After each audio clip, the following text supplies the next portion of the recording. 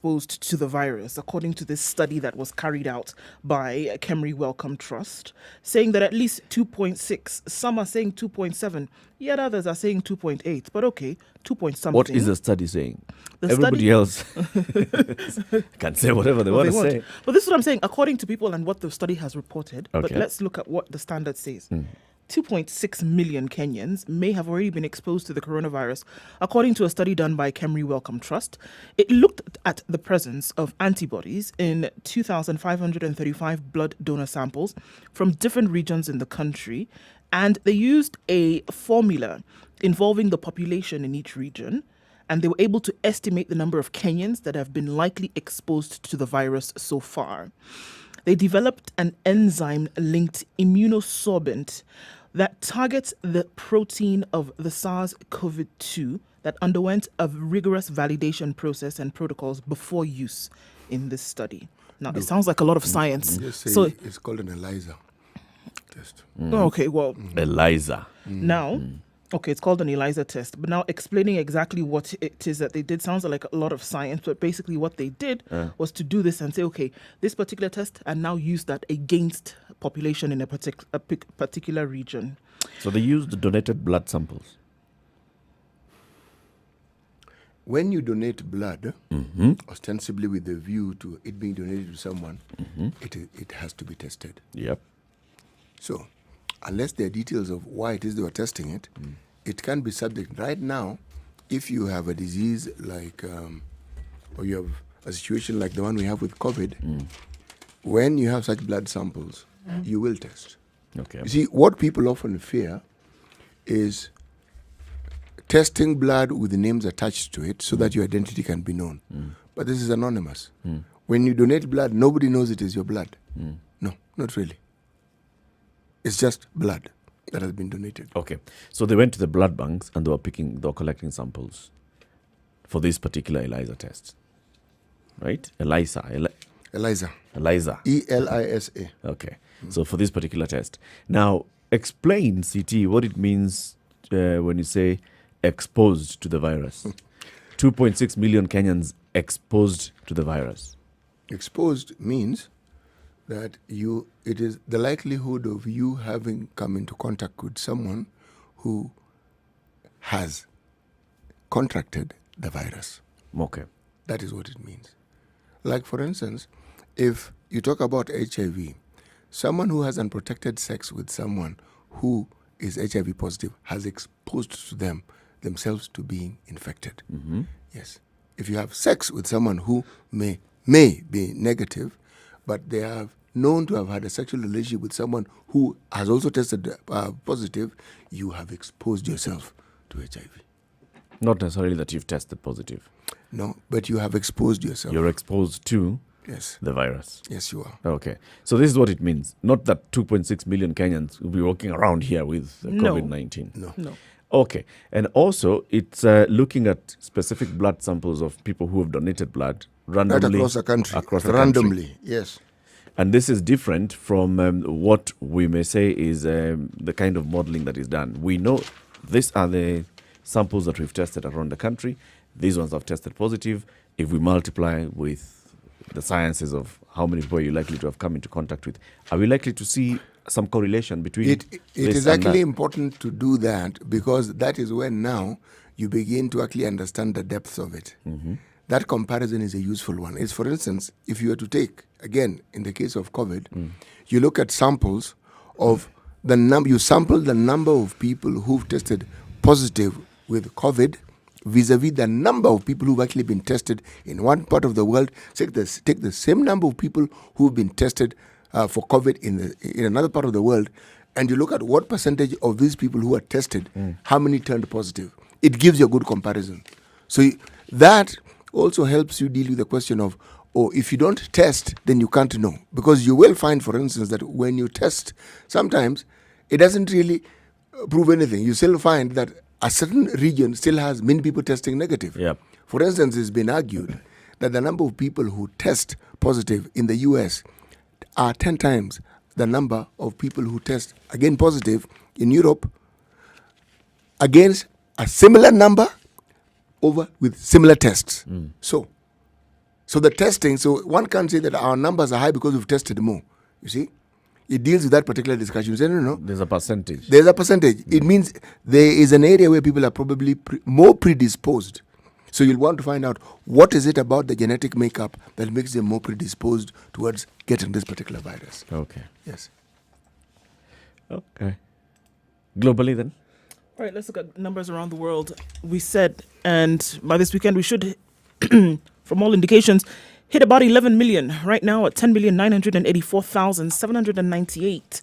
These are the numbers that we see on a global scale, 524,039 deaths. Interesting to note, and I think important to note, however, that 6,140,758 have recovered from COVID. And so then you have an active cases of almost 5 million. The United States inching closer and closer to 3 million cases. Still worrisome numbers for them as they continue to talk about the fact that, look, the president has said, we're okay with this, we're ignoring this. But people who are either in the medical field or his opponents politically have said, well, you can't turn a blind eye to this. This is serious, and more people continue to die, having crossed the 130,000 death mark early this morning. Mexico still continues to suffer this. Now almost 7,000 cases in the last 7 hours, with 10% of those resulting in death. Now, this is interesting. I looked at this a little bit closer. And these numbers that we are being given, it is not that people... Very interesting here for Mexico. It's not that people who were sick previously are dying. It is of the cases that were found positive in the last 7 hours. Of those cases, 10% are dying. So as they're being tested and they're found to be positive, it means either that they have been admitted into hospital, or they've been presented with other symptoms, or have been found positive when they're at the end of their tether and are giving up the ghost. So they're dying at this point, having been found positive. So they're dying in within a very short hours period of being tested? Yes. This is the thing. So somebody comes into hospital, presents themselves, presenting with certain symptoms. They do a test, and it's too late. By the time they're being put on a ventilator or whatever else, it's done, unfortunately. And the cases are rising of this nature. So Mexico still one to watch for that, and still continues in South and Central America. Okay, South Africa now at... they're definitely looking at high numbers, but now with what they've been able to test and what they've been able to record, 168,061 positive cases in the country, with total recovered at 81. So they're looking at about half and half. 80,000, a little bit over 80,000, still presenting with symptoms, and the other half having recovered. So previously we had seen that in South Africa, they were testing rapidly and quite vigorously, but people seem to be asymptomatic. But now you have about half that number under medical attention, not at home, but either in hospital or being treated by doctors. Half of the positive cases, the active cases. Half of the active cases are in hospital in South Africa. Okay, so we have 80,000 having recovered, around about that. Now, of that, and so that you have about 81 or 80, between 81 and 85,000 positive. Of that 85,000, half of those, 40,000 are in hospital. Yes, under care. And out of those that go to hospital, what's the death rate? So the death rate is still quite low comparatively. So you have in South Africa, the deaths are now at 2,844. So I mean, well under 1% of those are resulting in death. But they also still have a very good number of those even having presented in hospital, being cleared and then going home. Okay, so that's what we continue to see there. Some reports came out of Nigeria yesterday that a lot of the people who tested positive and may have presented with some symptoms are not going to hospital, and they can't seem to find them. Okay, but I still think we still have this whole... Can't seem to find them. This is what it came out from the government of Lagos, and it was a bit It was a bit of an interesting story because the Minister for Health now said yesterday, he said, this is a bit worrying because we had people who presented with symptoms, and the reason why they were tested in the first place was because they presented with symptoms. We're not just doing random testing. So when their results were, they were not admitted at that time, but when the results came out, they were able to link the two. Symptom, positive result. It would be interesting if it would be likely that this person would have come back to hospital or having been admitted. But in terms of tracing, either number one, people got better and decided to stay at home, or they decided to self-medicate. And this is an issue that they said is becoming a worrying trend. Okay. But that thing of saying that they can't find them, what does it mean? When the person goes to the hospital presenting with symptoms and they take the samples for testing, don't they take any information about this person? Of course, they take all the information, but I think the way in which he expressed it was very different from what the operation actually is. When you say you can't find them, it's because you're kind of expecting them to show up and they don't show up. So we can't find them. Not as though you went actively looking for them. Yeah. So that was a bone of contention yesterday. It sounded like you were searching for them and they disappeared from the country. But it was totally different in that light. Okay. If we just take a quick look at what is happening in New Zealand and the numbers that they've been able to record over the last 24 hours, is that New Zealand now has no new cases over the last 24 hours. Yesterday we saw that they had 2, but they've not recorded any. I think it's still keeping the straps quite tight. Testing anything that moves is what their prime minister basically said yesterday. It moves, we'll test it. It moves, we'll quarantine it and try to get ourselves back to where we were a couple of weeks ago. So that's what it looks like around the world. All right. At 6:15, this is the situation. Remember, it's Kenya's biggest conversation. We'll take a look at the weather. And as we do that, we want you to read the Standard newspaper this morning for a chance to win 1,000 shillings worth of free Safaricom airtime from a Safaricom mobile phone. If you have 20 shillings, at least 20 shillings worth of airtime, this is what is going to happen. Dial star 550 star 2 hash. That's star 550 star 2 hash. 20 bob worth of airtime, and you'll get to read the Standard newspaper, the entire paper, on your mobile phone, on your mobile device. You don't need to download any app. You don't need to sign up any form. You don't need to worry about having data charges or data bundles. Nothing of that sort. It's just 20 bob and you get to read the paper. So when you do star 550 star 2 hash, it'll tell you that you will receive an SMS shortly. Then you'll receive an SMS which has a link. Click that link. It opens up a page, Safaricom page that tells you, would you like to read the Standard? Is it just today's Standard? Would you like to subscribe weekly or monthly? So just select 20 bob for today and it opens up the paper. That easy. Now, keep it right here because shortly after this break, I'm going to ask you a question which gives you a chance to win 1,000 shillings worth of Safaricom airtime. Good morning.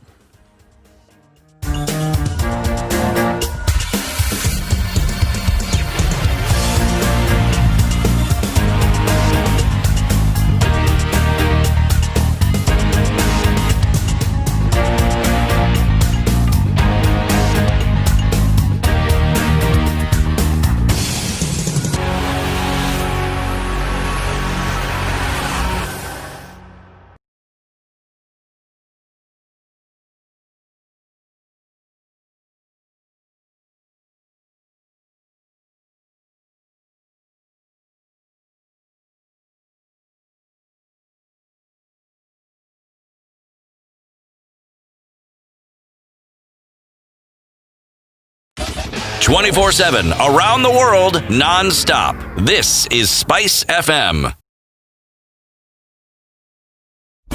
Classic soul, R&B, smooth jazz, neo soul, and nostalgic ballads. Make some noise. Yeah! You're listening to Spice FM.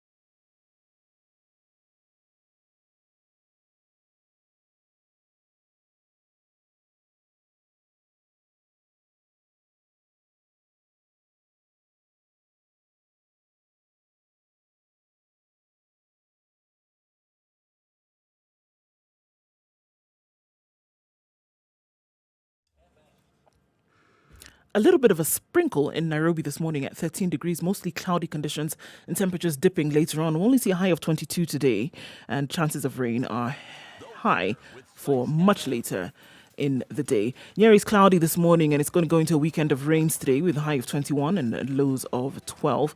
Nakuru at 14 degrees is mostly cloudy this morning. It'll be a wet afternoon as well with highs of 22. Looking into Eldoret, where it's clear skies at 13 degrees. It'll change later though, because 4 thunderstorms are forecasted for the afternoon with highs of 19 and lows of 12. Take a look into Kisumu, where at 19 degrees, partly cloudy conditions with highs of 27 today. Kakamega is going to be mostly cloudy, but it'll be rainy in the afternoon with highs of 24 and lows of 15. It's 23 degrees in Mombasa and partly cloudy, likely to continue this way for the rest of the day and well into the weekend, with some showers touted for early morning Saturday with highs of 29 and lows of 23. Partly cloudy conditions in Malindi at 25 degrees. We'll see highs of 28 and lows of 24. It's partly cloudy in Kampala. As we step out of Kenya, 20 degrees, we'll see highs of 26 and lows of 19. Dar es Salaam is clear skies this morning at 21 degrees. We'll see highs of 31. Taking a look then into Joburg, where it's a little bit warmer this morning than it was yesterday at 8 degrees. We'll see highs of 19 and come down to a chilly low of 3. All right, in Lagos, it's mostly cloudy at 26 degrees. Thunderstorms are forecasted for quite early on. Highs of 29 and lows of 23. Paris, clear skies and sunny conditions at 14 degrees. The sun is up quite early today. Highs of 24 and lows of 14. And in London, where it's partly cloudy at 13 degrees, we'll see highs of 22 and lows of 13. It's still Thursday night in New York at 28 degrees. When the sun does come up, it'll come to a high of 33 and lows of 24.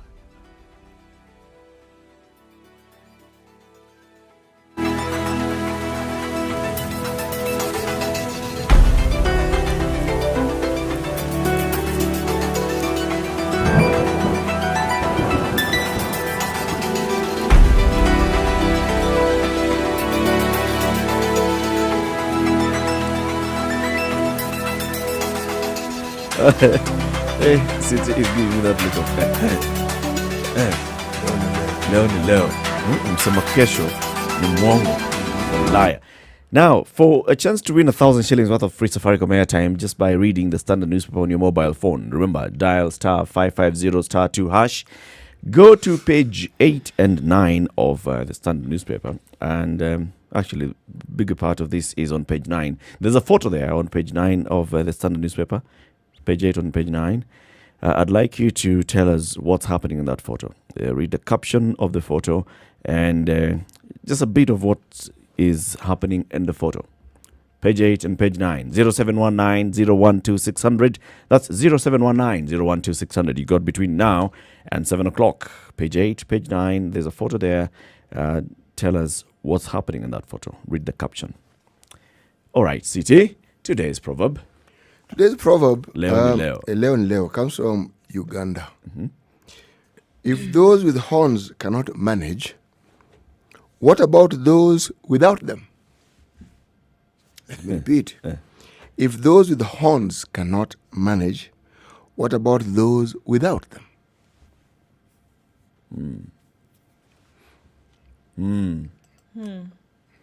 Do? Yeah. You get it?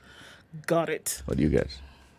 You know, if you have the weapons for warfare, you have a struggle. Now you can imagine those who don't come prepared. Okay. Self-explanatory. Very nice one. Very nice one. Let's take a look at the newspaper headlines this morning. Very interesting stories that we have. Let's start with the first one. What do you want to go with?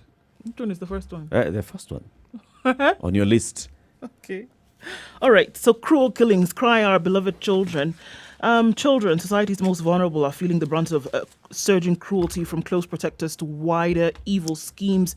They are being mowed down. It's what's being looked at a little bit closely.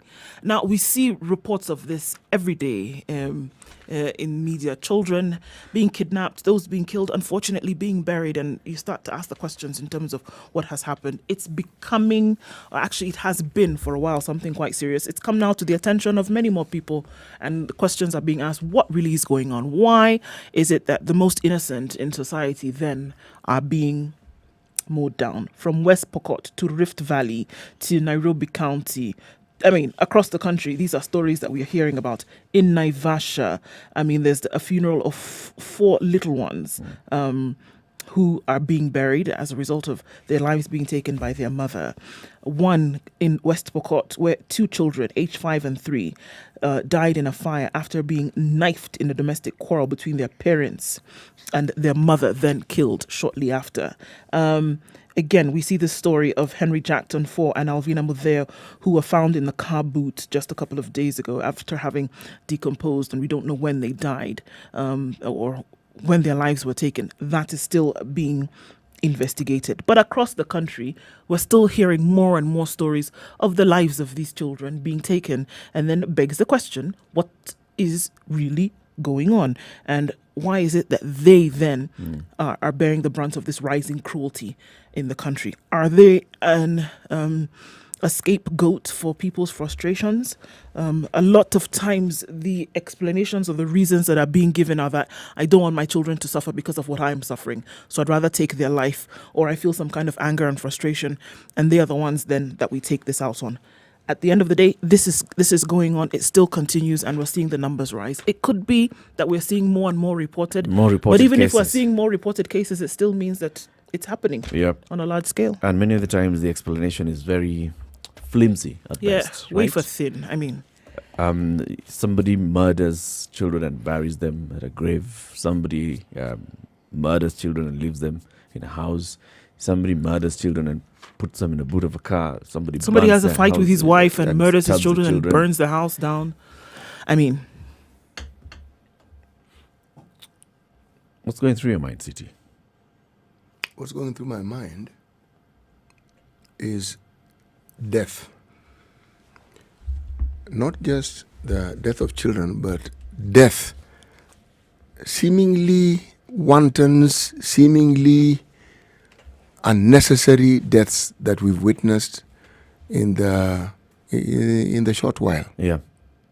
We started off by talking about people who died because they had been shot by policemen. Mm-hmm. Not in any, they just shot.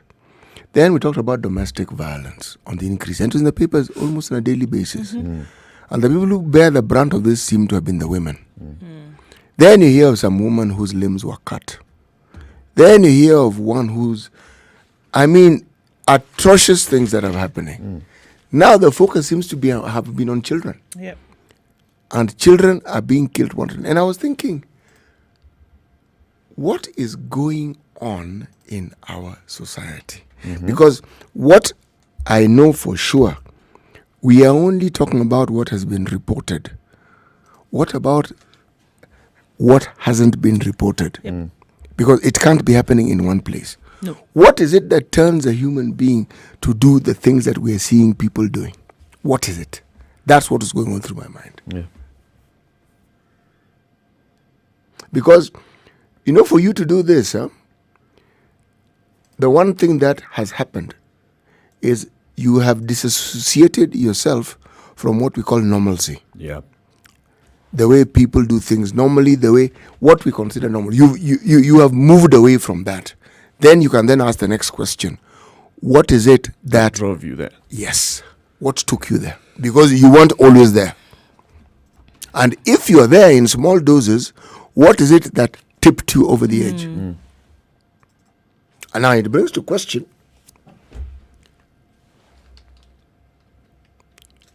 the breakdown of our social structure that we talk of, but we perhaps maybe don't give sufficient attention. Yeah. It seems to point in that direction. Because everything that we're talking about, there's always a presumption when you hear people talking, but this shouldn't have happened. Remember, but he could have talked to the neighbor. Huh? All these things are presumptions that you have a social structure that still supports. That works. Yes. And it clearly is not there. It doesn't exist anymore. No, it has broken down. It has broken down completely. This is a conversation that we should be having. This particular one we should have. On a regular basis, as communities coming together and trying to fix and trying, first of all, identify these things that are a problem. Yes. And say, look, what really is causing this? What's happening? What's happening? And what is it that we can do? When we talk about it not being there anymore, it's obvious that it was there before. And if you look at support structures that were in place, I mean, even as early as 10, 20 years ago, it has become society has moved towards a more individualistic approach to things, whereas before you had... It was all communal. It was communal. You could go to someone, even if we're looking at men, for example, there was the older man, there was the group of men that you could go to and, share your problems with. It's interesting because I was currently reading the story of the tale of Babasegi's wives, right? And it was an issue, a social issue, but he could go to his group of friends and talk about this thing that he wanted to do, that he was thinking about. And there was somebody who would call him a blithering idiot. There was somebody who would say that, okay, let me advise you in this way.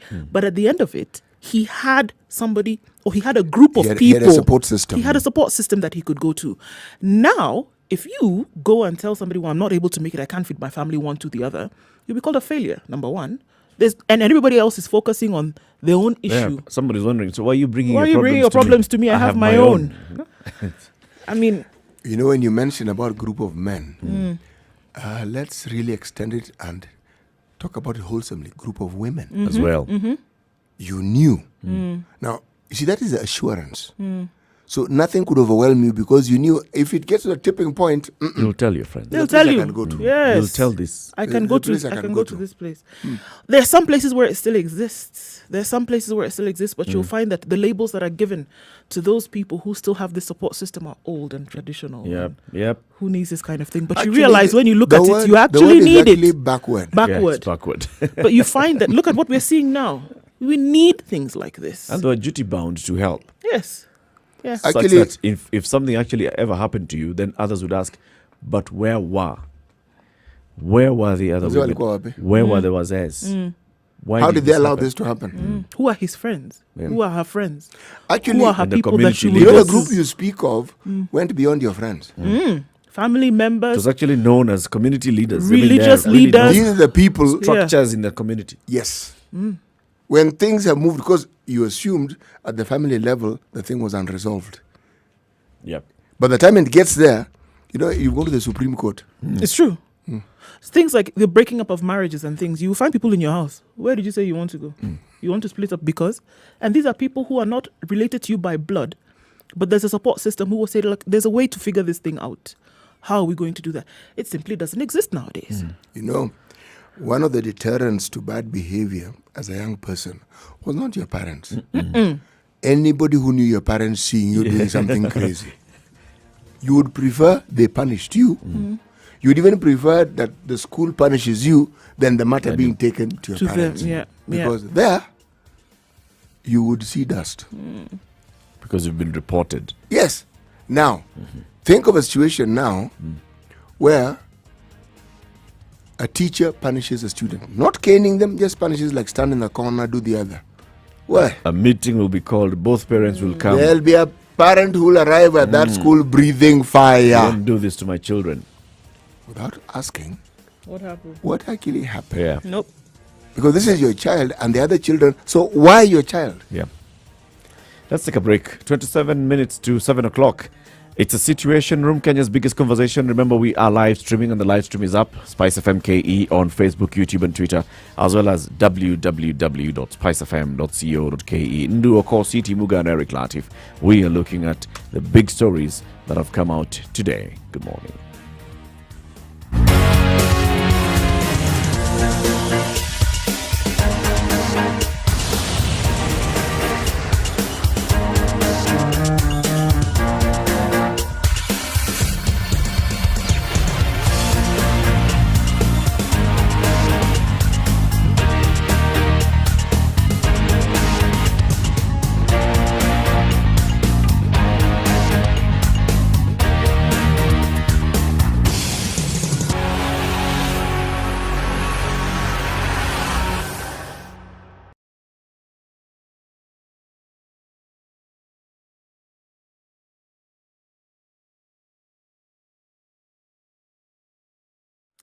All right, Komarok has picked up already this morning, just right around 6:30.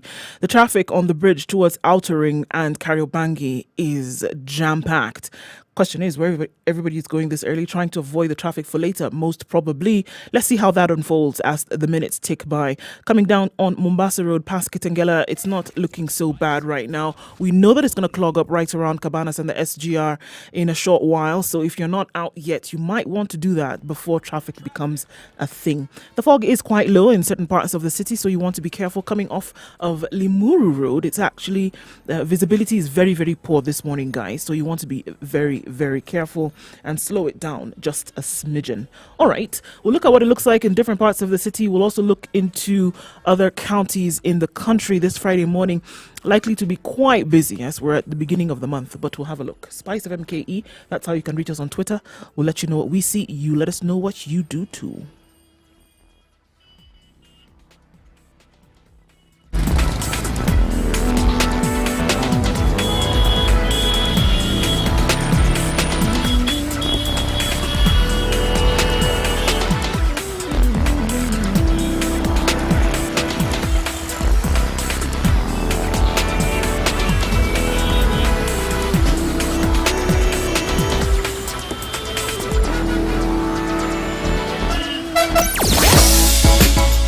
You've got 24 minutes to win this 1,000 free airtime, and this is what we want you to do. Just download the Standard newspaper. Spice up your life. Click dial *5. Mature, intelligent talk every morning. Spice up yourself. Read it online. Go to page 9, and you will see a big photo there that starts on page 8. Then go to page 9 and see. Mornings done right. There are a couple of 94.4 Spice FM, Nairobi. In the photo, you can read the caption on the photo and just tell us the story. What's happening on the photo that we see on page 8 and page 9 of the Standard newspaper? 0719 012 600. You get this right, and you have 1,000 shillings worth of free Safaricom airtime. So, interesting stories that are happening. KEBS boss arrested over graft allegations.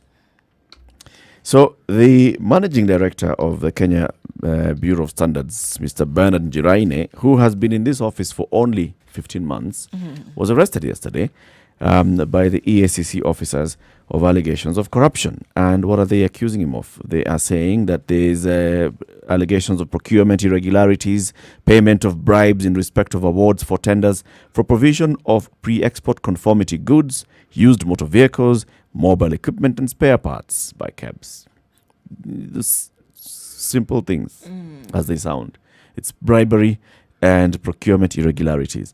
The ESCC says in a statement that on numerous occasions they had requested for original documents from the MD who failed and or refused to comply, thereby continuously frustrating the timely conclusion of investigations in this particular case.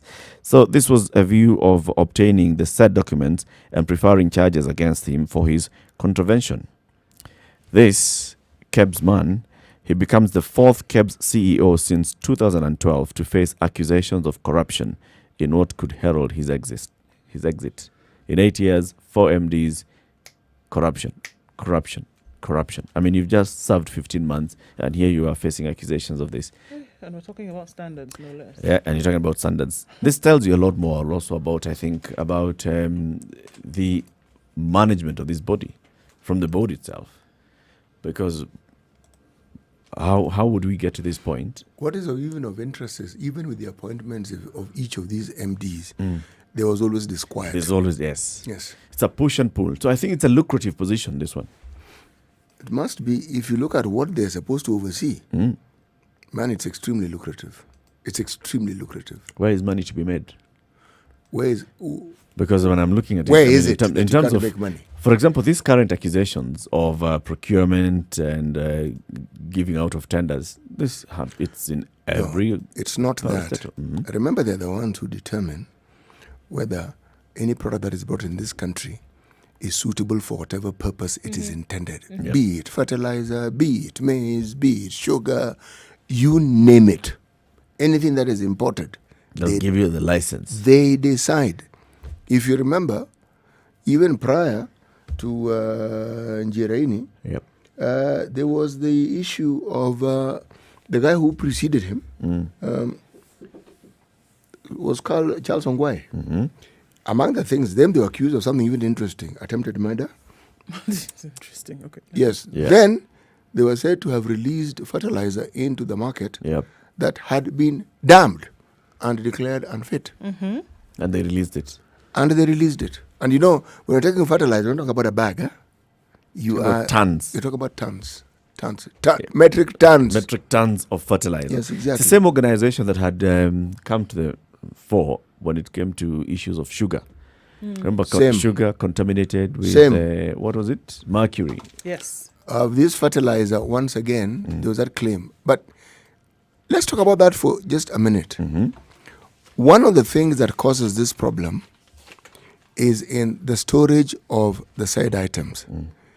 If all you do is empty all of it into a container, all of it, and it's a metal container, right? Then any residue of any metal within that container will be part and parcel of what you've put there. Yes. And some of this sugar that we're talking about, you see, it wasn't packed in some neat packaging or it was poured into the container. So whatever... Some photos that are going around on social media, not just poured into some container, poured on the floor of some go-down somewhere. Now, what do you think is going to happen? Go down, floor, and then you have those, tippers coming to collect it and put it and go-downs, there's no limit to what go-downs have actually, should we say, housed over the years? Yep. So, that's where the problem comes in, really. Yes. It's not as though somebody looks at the good being brought in and somehow they find a way of injecting mercury into it. No. It's picked up along the way. Yes, it is. With all this transportation. Okay. What else? So, now you see me, now you don't. The government has made a U-turn and will now reintroduce the 20% excise duty on sports betting in the next 6 months. The tax was quietly removed in suspicious last-minute changes to the finance bill that was signed into law by President Uhuru Kenyatta earlier this week. This follows concerns that the government had a change of heart on the controversial tax on the multi-billion shilling sports betting industry, which was part of the reason that the two biggest players in Kenya, SportPesa and Betting, had closed shop. It also emerged that another mysterious investor incorporated in Delaware, a U.S. state with high levels of corporate secrecy and zero tax rate, has also acquired a significant stake in SportPesa, which until last year was East Africa's biggest betting company. So, Treasury CS Ukuri Atani said the excise tax was removed through the Finance Act 2020, but the government had not reneged on its commitment on taxation of the betting industry. He also turned the spotlight on the Departmental Committee on Finance and National Planning, chaired by Kipkelion East MP Joseph Limo, which presided over the suspect changes. So, suspicious, mysterious, suspect. Suspect means what? That it wasn't debated on the floor of the House? Yeah, it just kind of found its way in the door. Yeah, but nobody raised an issue. Nobody raised an issue with it. It went through. Okay, it's kind of like you say, okay, and so you cannot amend this that law you've been sent to buy tomatoes you've been sent to buy tomatoes and peppers, and it's on the list. Then you say, okay, I'd like tomatoes, peppers, bread, and some other. So the bread slips in there somewhere, and that's kind of what happened here. This raises a very serious issue, and I keep talking about our National Assembly and the way the National Assembly operates. If indeed a law came and some few people connived to insert some amendments to that law, and it passes, it goes all the way to the president, is assented, becomes law, right? That raises questions about integrity of parliament. But at the same time, if we are saying that the same can be reintroduced in 6 months' time, let's see how much lobbying is going to be done to convince members that it's important to reintroduce this 20% excise on winnings. This is where now the issues come in, man. So the CS for the National Treasury. I quote, "The removal of this tax happened during the committee stage of the bill. Following various consultations in line with the government's commitment to mitigating against the social vices associated with betting activities, the National Treasury and Planning will be proposing to the National Assembly the reintroduction of excise duty on betting within the next 6 months." So, it's all coming from a vice point of view now. The only way now to curb this vice socially is to impose tax. And so maybe you won't be too excited about betting if you know that some of your money is going to be going to the government. No? Yes. You say it was removed in the committee stage Yes. of Parliament. Yes. This is proper process. Yeah, Now, it was done those, right. those who are saying that it was, mysteriously, procedural. it was not procedural, they should come out clearly and indicate how this happened. Because if it happened in the committee stage, What's the problem? what's the problem? Are you saying that the committee was not aware? Committee- Are you saying... committee is procedural? Yeah. Unless you're saying that the chairman of the committee went ahead and inserted this and did not get the other members to discuss it and agree. And assent to it? Yeah. Well, And then the other members signed that this is what we have agreed in this committee without necessarily knowing what they had done. I think a number of Which things are being raises said those without... issues Yeah, a number of- of things are being said without really being said. And that's clear here. What is the tax, the government tax on beer? Many taxes, excise. They're quite a number. Yeah, they're quite a number. Yes. Now, it's the truth of this is, has it ever deterred People the from consumers of that product from consuming it? No. It hasn't deterred.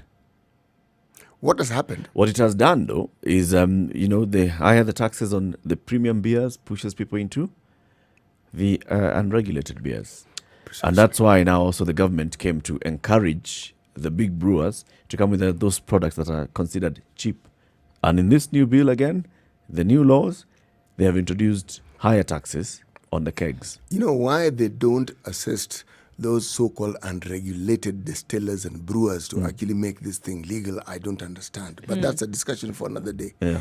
The point I'm getting at is, if they think that by raising taxes on gambling, they are suddenly... gonna stop Remember, people from gambling. it wasn't the gamblers. It's introducing barriers. Yes, but it isn't. The people who pitched the fit were the owners of these betting companies, not the participants. Yeah. No. Yes. So that's why this bill, this new tax, the excise tax, is actually coming for you. Because it's saying that this 20%, the 20% excise is withholding tax on winnings. You know, So basically it's saying that how much you've invested and how much I you've want, made, I there's want gonna to be a assure higher you that tax. it's going to be tricky.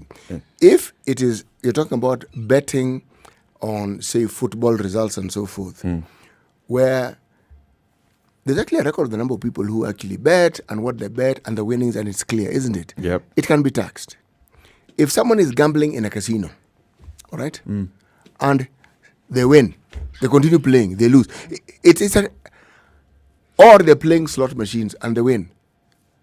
I'm simply saying the monitoring of these activities to ensure that you collected 25% excise is going to be very tricky. It is straightforward when you're talking about betting on football results. If you talk about other activities that fall under the same category but are in casinos, it'll be a little more, should we say, complicated. Their target, the target of the government is actually not going even for the casinos, gambling in casinos. It's going for straight into that betting. The betting industry that had mushroomed and had attracted these young people who had gone into betting, because that introduction was 20% of the amount staked. If you bet with 100 bob, just know that your bet is actually 80 bob, because 20 bob is straight Goes going into straight, tax. You're yeah. being taxed. You know, if... So what they're trying to do is introduce that barrier so that you're like, so all right. nieke 80 If bob, that is the way they are doing it, Mia, then it makes sense. That they will get what they want. because they're coming now for the person who's betting. And the same argument and the same push is, this is what we want to do. We want to ensure that the people who are betting have a barrier in an entry. Let's go to the phone lines, because we are giving away 1,000 shillings worth of free Safaricom airtime. Just want you to go on to what page is this? This is page 9 of the Standard newspaper. This morning, there's a photo there, and we'd like to know who is in that photo. Dennis in Limuru, good morning. Good morning to you. How are you? I'm fine, thank you. Nairobi is cold. I cannot imagine how Limuru must be this morning. Yeah, Oh, man, nice it's freezing. Hey, poleni, my brother. Poleni Okay. sana. Now, Yeah. page 9 of the Standard, Yeah. There's- It's 9 or 8. page 8 and 9. Oh, okay. There's a photo there of some gentlemen. Yeah. What's happening on the photo? Yeah, I can see a trolley. And the headline is 62 billion debt waived. Sorry, say again the headline. The sweetness for cane farmers is 62 billion debt waived. All right. So the photo continues into page 9. You see the bigger part Yeah. of the photo on page 9? Yeah, let me try and load it. Yeah, there is farmers bitter sugar millers cross to Uganda for cheap cane while they years rot. And Yeah. in the photo, who else do you see Yeah. in the photo? Oh, sorry, we lost Dennis. Dennis, you can call back and try and answer this, because we'd like to know who else is on this photo and the caption of the photo. There are some gentlemen who are standing at the steps of Harambee House, and we just want to know who are these gentlemen, who's in the photo, what's happening on this photo. This is how you get to win 1,000 shillings worth of Safaricom airtime. Just go to your standard newspaper, star 550 star 2 hash, and once you get there, you go to page 8 and page 9. The bigger part of this photo is on page 9.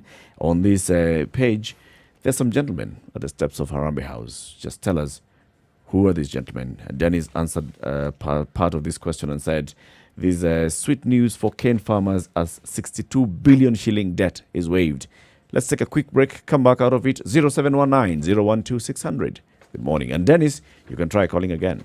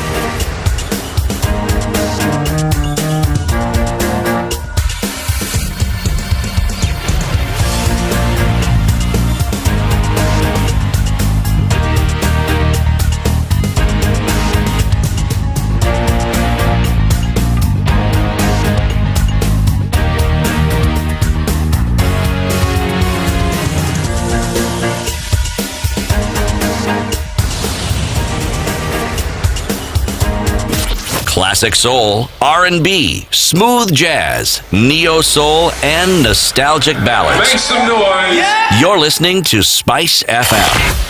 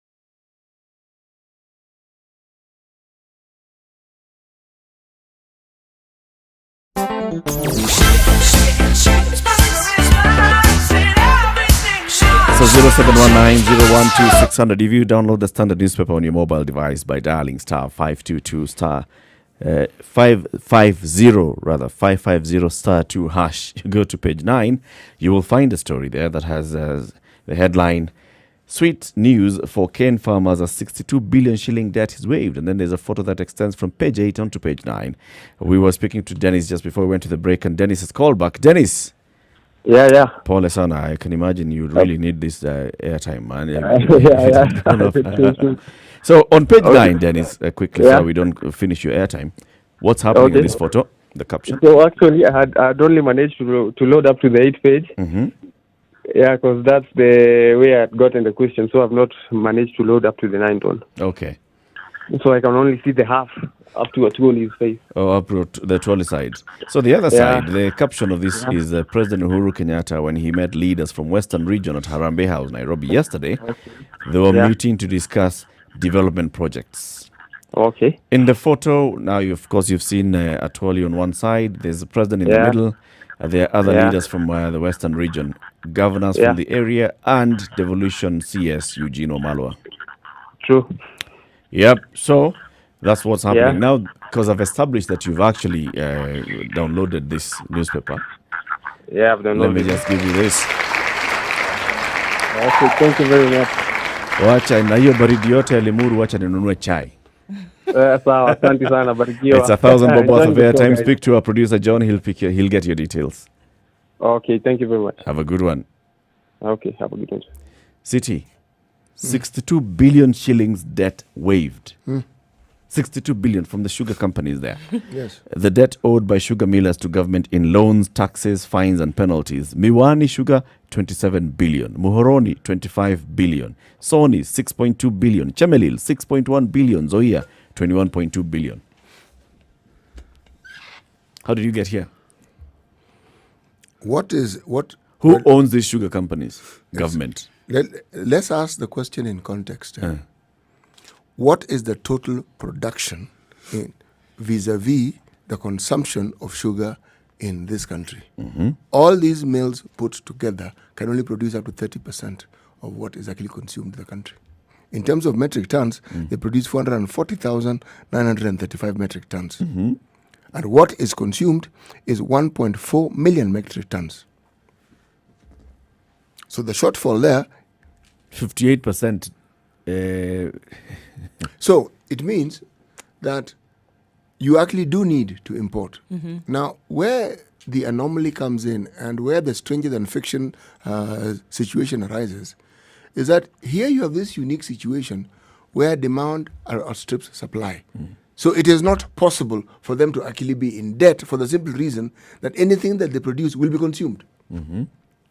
They can produce as much as they can to their full capacity, it will be consumed. There's a market waiting for them to deliver. Market for this. So how do you then go broke?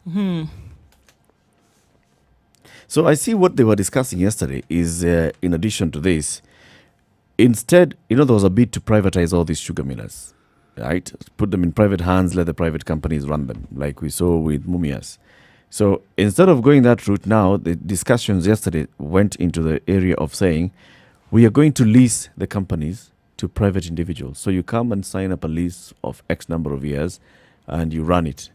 So this whole issue of, forget about the capex, of having to come up with money to buy off this from the government, is just going to lease it. That is all good and well. I come from Muhoroni. And what always comes to mind is a time when I was a much younger individual. I actually was young at some point. And sugar, we're not talking about the big holders of 100 acres, 200, 300 and so forth. People who had 10 acres, 2.5 for homestead, the other 7.5 as a farm. 3 ratoons, 2.5 acres, 2.5 acres, 2.5 acres. The money they got from their cane was enough to educate their children, not in just the local schools, no. When they went to secondary school, to even high-cost schools, and even university abroad. Sugarcane. So a sugarcane... It was profitable. Yes, people bought tractors. People who were able to buy matatus. In short, a sugarcane farmer was a wealthy person.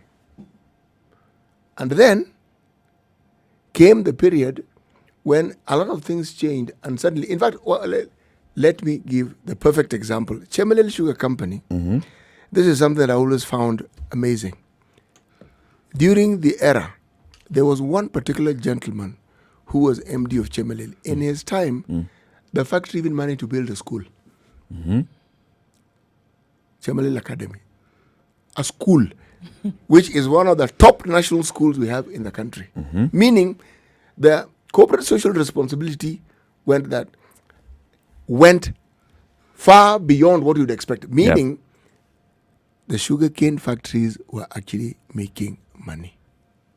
So when did the rain start beating them? The rain started beating us when And who was the cloud? The rain started when people who were brought in to manage were politically appointed. But the political appointment was not the real problem. But their agenda was not to grow the factory. The agenda was to plunder it. That's it. Let's discuss a little bit of that into the next hour. As we go to the top of the hour, just remind us today's proverb from Uganda. If those with horns cannot manage, what about those without? If those with horns cannot manage, what about those without? Keep it right here. The conversation continues. We'll look a bit deeper into what's happening to the sugar sector in this country, these efforts at reviving the sugar sector and all these other factories and the industries in various parts of the country. Do they make sense or do they not? Good morning. It's 7 o'clock.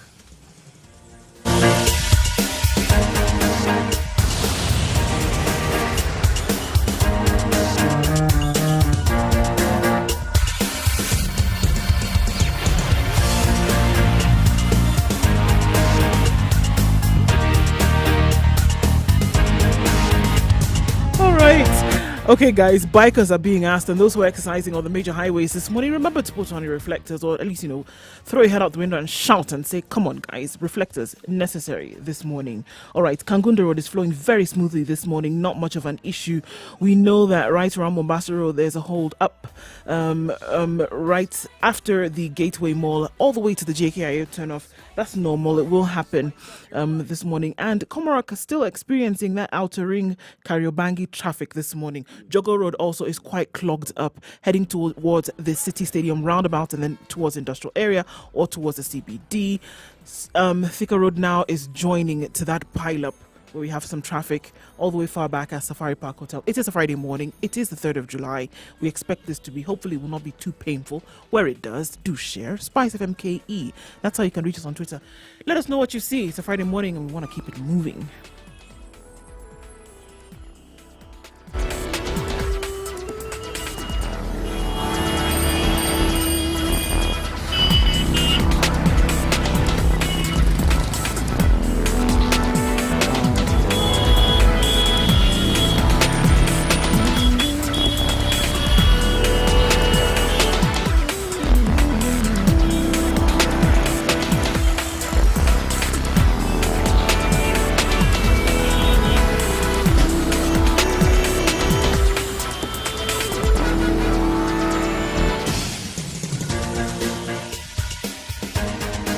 This is The Situation Room, the home of hard-hitting political commentary and penetrating insights about the state of the nation. This is a talk radio experience like no other. The Situation Room, a place for hard truths, debates, and elevated conversations. The Situation Room, witty, political, engaging, deep, controversial. In the room, we have C.T. Muga, researcher, academic, 2.5 minutes seasoned political past 7 observer, o'clock. a fountain The Situation Room, the conversation continues.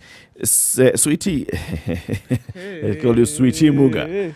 As we talk about the sweetness of sugar this morning, you were explaining what you saw in Muhoroni and what you also saw in the sugar millers around the area, right? So first of all, explain the ratoon business. You're saying a farmer with about 10 acres would have 2.5 acres for homesteads. That is for your home, okay? And it's actually a very interesting way because what they did was homesteads were cordoned off in one area, okay? So you more or less live in a village, in a yes, town. it is a village. Call it a village, okay? Then the farms are separate. Beautiful. Yes, and the 7.5 acres, so they're each divided in 2.5 acres portions, 2.5 acre, 2.5 acres. Now, the term ratoon actually refers to this apportioning. It's with reference to how you plant and then also how you harvest.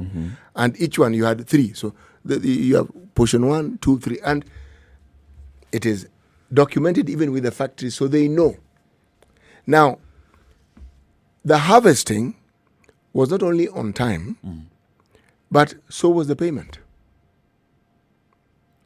And then they had a SACCO, okay, for the cane farmers that also worked. This is where you were able to sort of like, if you wanted credit for fertilizer, you could get. So your inputs basically.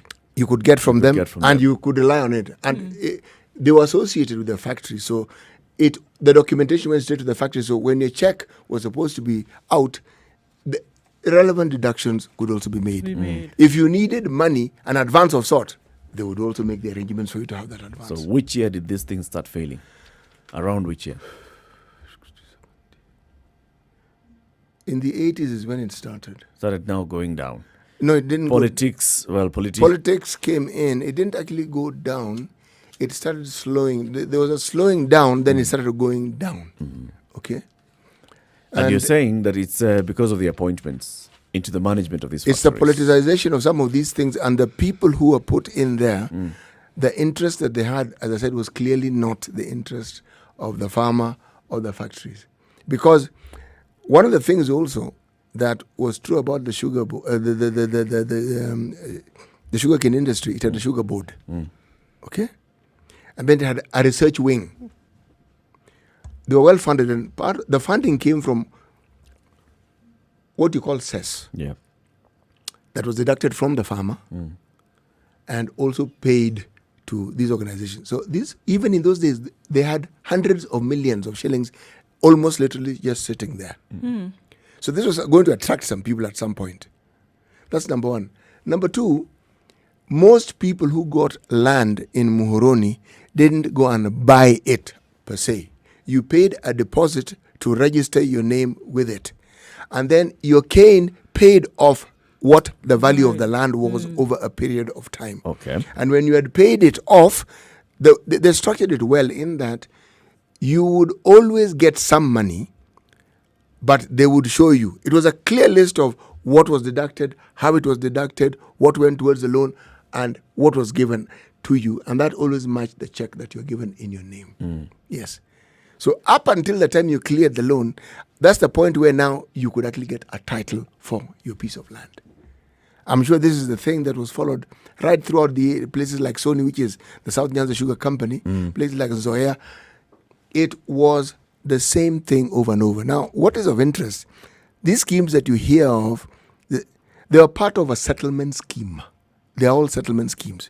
And you would be one of the people who oversaw these developments was none other than the late John Michuki. He's among the people who actually oversaw this. There are other people as well. But I'm simply saying you're talking about a period when the projects that the government set out to do were actually done. And they achieved what was achieved. You've heard me say on many occasions, we seem to have reversed the clock and we Completely, keep, and right? we We just just seem keep to be going moving back. backwards and backwards and backwards. So what do you make of this? When you hear that the government is talking about now, let's waive this debt, 62 billion shillings of debt waiver. The story about sugar and reviving the sugar sector in the country has gone on for like over 2 decades. It has. Same conversation. Let's It has. reconstitute the sugar board. The sugar board is not working for us. Let's come up with new measures. All this. Now we have gotten to a point we're talking about debt waivers. Then we're talking about privatization. Before privatization kicks off, we are now saying, no, let's not go to privatize. Let's have leasing of this. Do you see, is any of this giving you light at the end of the tunnel? No. It isn't. And why it isn't is this. Very many cane farmers simply stopped farming cane. I being one of those farmers. Because it didn't make sense. You plant cane, it's harvested.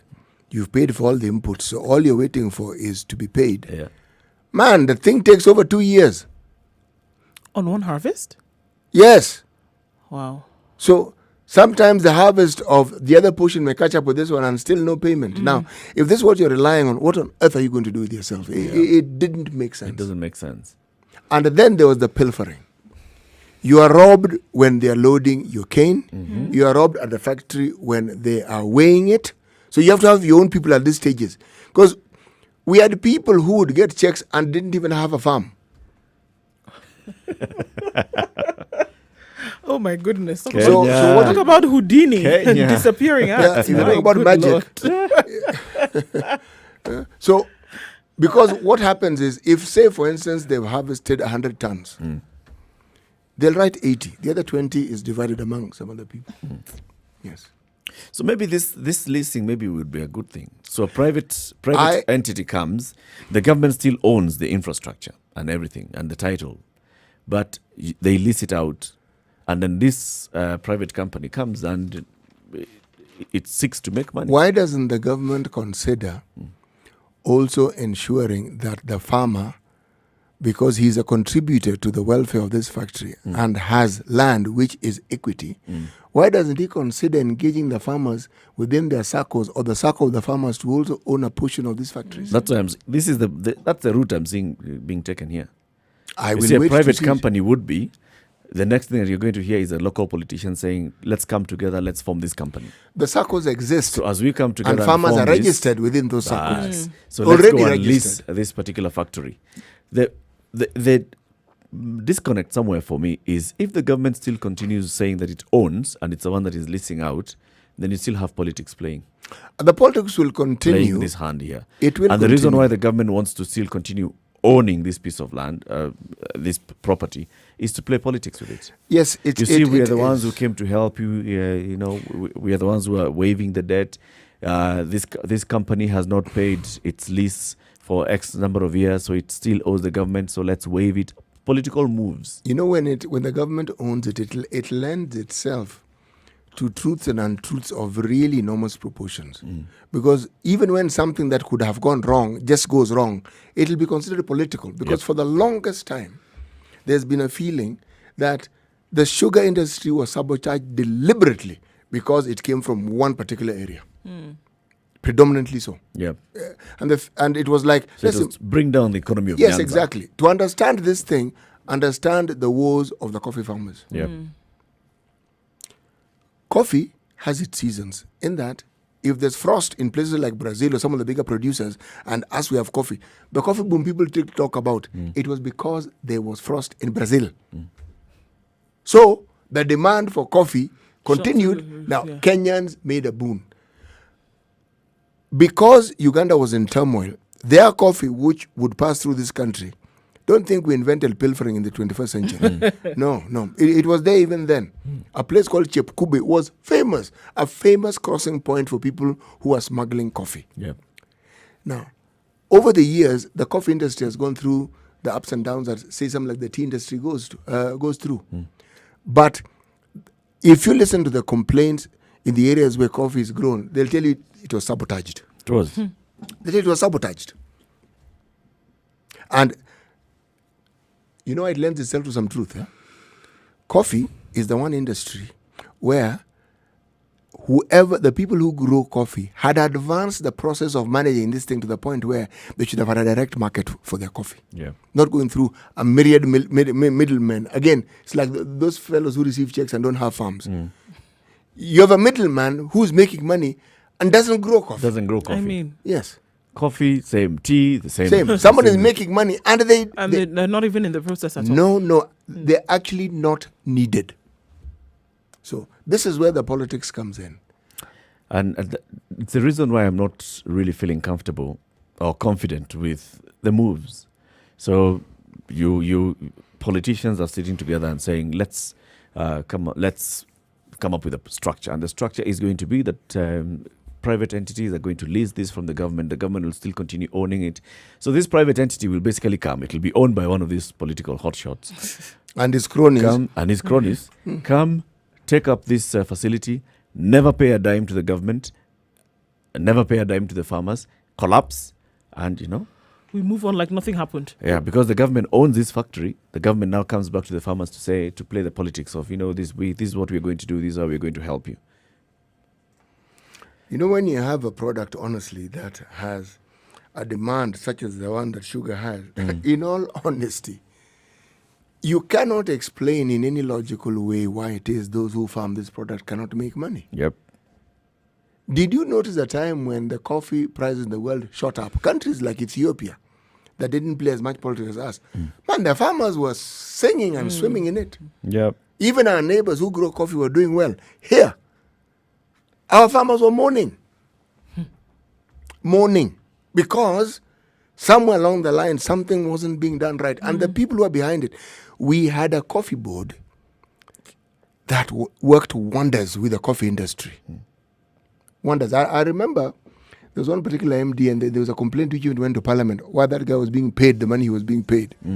And the farmers who came to support and said, but he's doing a very good job. Oh, wow. we are not complaining about what is being paid. Why are you complaining? Why are you complaining? Yes. He's doing a good job. He's doing a very good job for us. He is serving our interests well. Bas. So why shouldn't he be paid well? 14 minutes after 7 at the Situation Room is Kenya's biggest conversation. Remember, you are able to watch our live stream on www.spicefm.co.ke as well as Spice FM KE on YouTube, Facebook, and Twitter. Let's take a break, take a look at the weather, and then we come back and look at international headlines.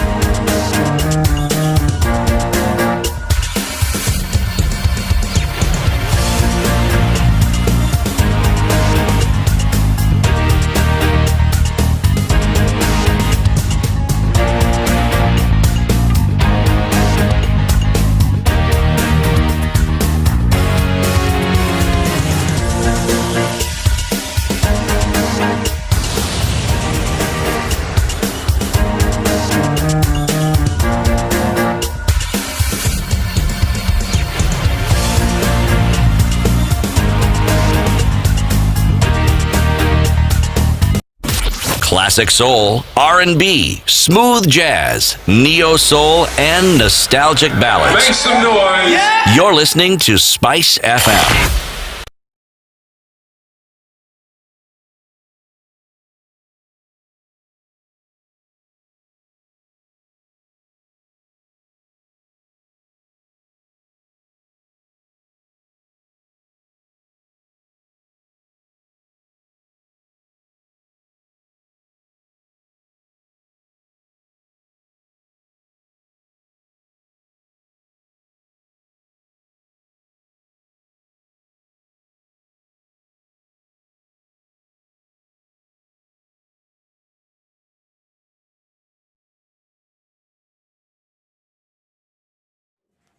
All right, warming up slightly, ever so slightly in Nairobi this morning. 13 degrees, but we're still going to see that sprinkling for a while, and cloudy conditions will continue through most parts of the day with highs of 22. Looking then into Nyeri, where we'll see highs of 21 with showers later on in the afternoon. And in Nakuru at 22 degrees, it'll be a wet afternoon too. Looking into Eldoret, thunderstorms are expected later with highs of 19 and lows of 12.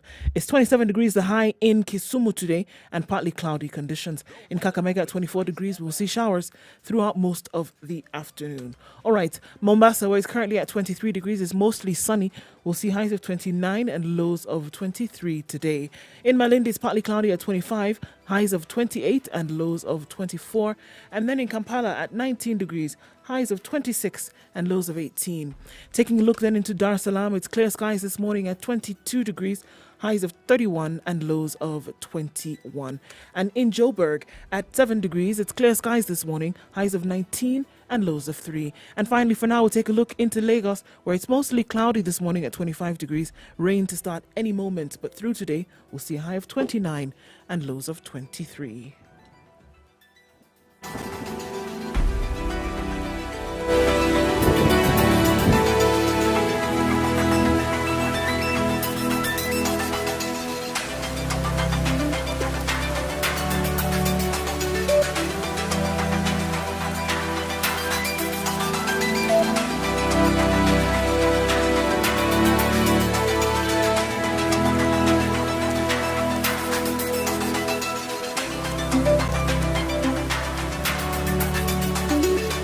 Now, there's this man who had been arrested in the US on allegations of child sex trafficking, billionaire Jeffrey Epstein. Then he was found dead, alleged that he had committed suicide, and nobody seems to have believed this story of that Jeffrey Epstein committed suicide, all right? So his longtime girlfriend, a lady called Maxwell, had gone missing for a long time. So people had even started saying that, even her, she had committed suicide or she'd been killed. Now, she was arrested yesterday. This brings the story of Jeffrey Epstein back up to to the top of the headlines and what was happening and the number of influential people who have been mentioned in connection with Jeffrey Epstein and maybe who are also alleged by some people to have participated in child sex trafficking, including Prince Andrew, the Queen's son. So, with this arrest now, the Daily Telegraph has the headline, "The Duke has been urged to help with U.S. inquiry as Maxwell is charged with grooming girls." So Maxwell is on who was accused of, she's on who'd go and, sweet talk the girls, bring them to Jeffrey. It's called procurement. Procurement, if you want to use that word. Bring the girls to Jeffrey, and then Jeffrey would bring the girls to the high society, and the high society would get to... Essentially, they were pimping. Yep. Long and short. So now there's pressure on the prince to collaborate with these investigators. At the heart of this is that these were underaged girls. Yep. Yes. Not that they were pimping. Underaged. Underage children. And they're prominent. Knowing full well that this is what you're doing, and knowing full well that you're basically luring them into this trade. And the prominent people who are involved in this. So it's a big story that seems not to end. Some people are saying, oh my goodness, already started to send messages of condolence to Maxwell because she was going to commit suicide. Like Jeffrey did. There are tragedies upon tragedies. There are people who actually trade directly, just like people sell coffee. Yep. They trade in the lives of human beings. But one never gets to know who in this day and age. Oh yes, in this day and age. One never gets to actually know who they are. What has come to the fore through BBC was the buying and selling of house help in the Middle East. And it is considered normal. Normal. If I recall some of the discussions that I listened to on radio of someone saying, this girl is very well behaved. You'd think they're discussing a horse. This one is very, very well behaved. Okay, we'll perform all the duties you ask her to perform. And I'm thinking, what on earth? Imagine. And they consider it once again normal. Normal. And also in this trade, some of the young ladies in question, are underage. But this hasn't acquired the sort of publicity that this one of Jeffrey Epstein. Well, one, his own prominence. Secondly, the association. Just one individual, Prince Andrew. So one then assumes that there must be other high-end individuals who are involved in this business. Yeah, for sure. Names have come up. So wherever they are, Trump's name has come up. Bill Clinton's name has come up just because of their association, known public associations with Jeffrey Epstein, and whether they've ever visited any of Jeffrey Epstein's houses and homes, and then they say, I was there for a meeting, or I was there for. I never saw any girls. It was just a social visit. Yeah. And the stories go on, isn't it? Yes. And this one has refused to die, hasn't it? Because usually you'll hear it takes center stage for a period. It was expected to die with him. Yes, it didn't. It didn't. And it hasn't. Now Maxwell is here. Oh, no. The Queen's son is there. And I don't think that there's anything that really catches the eye of newsmakers more than the royal family. Oh, yes. Anything to do with the royal family, it makes headlines. And that news is milked for what it's worth for the longest time possible. Anyway, let's come back to the country. And the president was overseeing the closure of training of officers who will oversee the rollout of Kazi Mtaani across the 47 counties yesterday. He was at KICC. This is 10 billion shillings earmarked to the youth in the 47 counties. About 300,000 youths are set to benefit in this. Kazi Mtaani. Go and clean up your neighborhood and we give you some money. This is cash transfer, just ensuring that we are also engaging the youth in something during the day. Okay? The fear has been that 10 billion going to the youth across the country. Passing through the hands of this money is going to go. So Uhuru was warning officers that embezzlement will not be tolerated. But Suggesting that sorry. there was a time when it was When tolerated. it was tolerated. We used to tolerate it before, but this one, for this 10 billion, we're not going to tolerate it. But we already know that some of this money is already being lost along the way. It's In the already seeping pilots, through in the pilot at counties. the pilot. It's not the pilot that you use to determine if you're going to go into the project.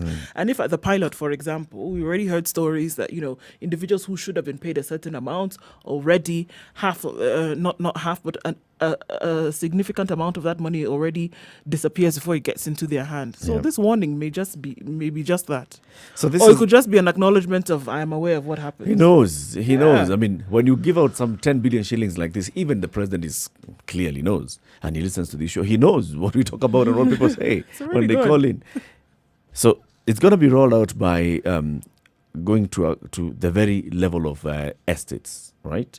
So president says the initiative will be used. Nyumba Kumi leaders and the local elders are the ones who are going to identify the needy, That's where the youth. That's where the problem will Now start. take it up. That's where the problem will start because You will have people whose cousin, auntie, brother may not be even some who had disadvantaged. died. Yes. They will be working in this scheme. Wait and see. Kuja So- ujiandikishe. So long as somebody then is in control of who gets a position in this Kazi, Yep. forget it. When it comes to those things of kujiandikisha, when we spoke to the fishermen in Kilifi, remember the mzee, the fisherman, and the woman, Yes. and they were saying that somebody had actually come and told them, jiandikishe, put your name down. They went and registered, and they've never heard anything about it. Of We course, also you had, know that their name is being used somewhere else. Our friend in Kisi told us the same thing about those who were told to bring down to write their names for those who living with disability who are Yes. going to get some kind of reprieve from the government. Yep. And suddenly And somebody somebody with a decides it's broken just finger. 100. Somebody with a broken finger compared to one who is completely blind. Yep. How do you make What about comparison? my How do you make the colleague- decision? My colleague in Kibera. Yep. Because, I keep asking. And he says, we even went and registered somewhere. And then they saw My someone friends- carrying food Yes, to their home. yes. And they know very well when they talk to that person's relatives, because them they do not go to that person's home. I say, hey, that guy, bana, he has bales and bales of this, and he has piles and piles of this. It's like a room dedicated, to those goods. Now, and I asked him, so what criteria? He said, the one time I received anything was because the guy was distributing it on the motorbike is somebody I know. Finish. And look, that criteria is a moving target. It'll be this today. It'll be something It'll move. tomorrow. Something else tomorrow. The criteria that it started out with on Monday, by Saturday could very well be totally different criteria that is now being used to select. But isn't it sad, though, that even with this 10 billion, and we hear what the president has said yesterday, that you just say, I think beg, Joe, we already know that the it has sadness seeped through is the what we cracks. have become as a society. exactly. Here we are talking about the Nyumba Kumi of your area are the ones who should be identified. Surely. Clearly, those people should be giving out the proper names. They should be knowing so-and-so's young people deserve this position. So-and-so, okay, so we've taken one from this family. Let's not take three from this family. Let's Spread it balance across it out. and be fair. Yeah. But this is not government. It is Nyumba No. Kumi. Nyumba Kumi is not government. Local elder is not government. It is your neighbors. And they're the ones who will do this thing. It's almost as if the very DNA of society is already wired to be corrupt, is already wired to go in a totally different direction from what the welcome would be.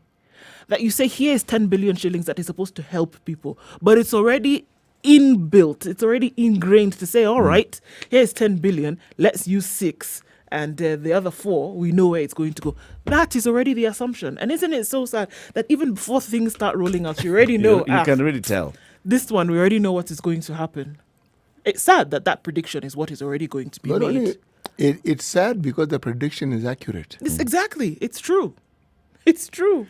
And yet, at some level, you cannot actually say that someone is entirely wrong in trying to look after the welfare of those who are closest to him. Because that's what it starts off with. They're not taking- But this one goes further It goes beyond that. because now he becomes a middleman. I get you. It becomes a business. You want to be on this list? What's in it for me? Yes. of It's what a you'll trade. be paid, you'll give me something. You're told in advance. Yeah. So You're going to be I'll getting get you on the list, but that just I know have that when you... they start with, I have negotiated for you Yes. 500 shillings. That one means that you're getting 800. Yes. Okay? God. However, so that I also get some, it's put well. They'll write 800, all right? But 500 is what I've negotiated for you. For someone who has nothing, 500. Take 500. You'll take it. You wouldn't even think about the 300 shillings. How does that concern you? Remember Miss A when she was here, and we're having this conversation, and she and I had a difference of perspective. Because I was of the view that a young man who has gone and taught an elderly person how to open a Twitter account, how to operate it, that is a transfer of skills. And they have taken some time and they have this knowledge. So if they take 10%, I said, my issue here is how much money they get out of it. But this one is different. Because this is not you helping the person. This is a job this is something the government has brought for young people. Yeah, but it is helping this person get on the top of the list. Actually, Here we have 100 youth, and the available slots are 20. you know, if you asked me, I would divide that money among the 100 so that everybody gets. So that everybody gets something. Yes. So I see you saying that what needs to happen, Claire, is an equitable distribution of resources. Yes. Across board. It Yes. shouldn't be that a certain number No. of people get and then others If you don't get it, Let's be fair. you for some reason Or It's you rotate who it. didn't You stick want your to. head say, out. So this cohort shall work Monday, the different cohort, Yes, Tuesday, this- different cohort. yes. So everybody. Everybody gets to Gets. get something. Thank you, Eric. You see, you've even fine-tuned it now. You can ensure everybody gets it. Everyone. So But long as you are young and you register as a young person, you are able to access that money. I'm sorry, you're not a mzee in none of these areas, and you will not be consulted. No. The wazee in those areas will do what they know best. Pesa imekuja, Sisi kama wazee sisi kama wazee tumeamua. ambao tumeona mengi. Tumeamua. Oh, Lord. It's Okay. 7:30. Today is International Plastic Free Day. What does that mean, the International Plastic Free Day? Well, we'll be having that conversation shortly because there's a whole conversation on the Kenya banning the use of single-use plastics, okay? Even new regulations coming in on where you can use these single-use plastics as well in the national parks, in public gatherings, in parks. New regulation has come in to say, even here, you cannot use those plates that you use, plastic plates in parties, and throw them away. No. Don't do picnics at Karura and carry those plates. You will not be allowed to carry. Anyway, let's take a look at traffic and come out of this. We'll have a conversation with the gentleman called Amadi Ebenezer. And then we'll talk in depth about today.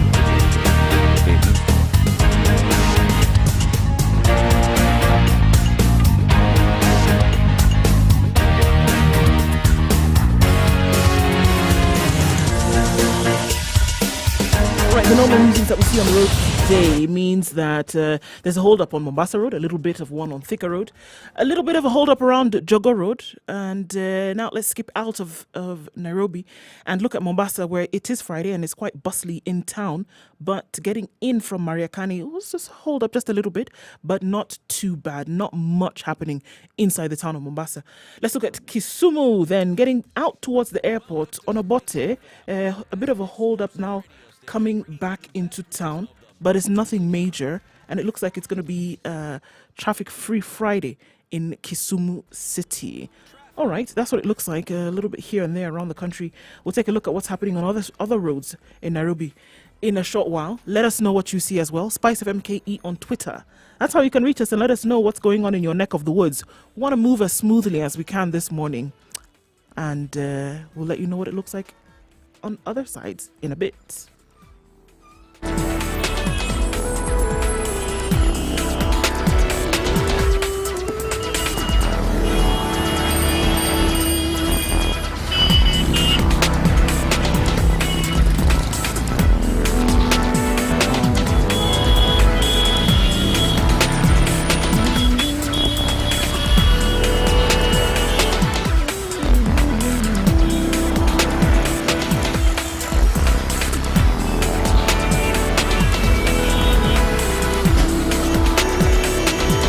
It's 27 minutes to 8 o'clock. Now, it's been a month since the government rolled out this ban on use of single-use plastics. Okay?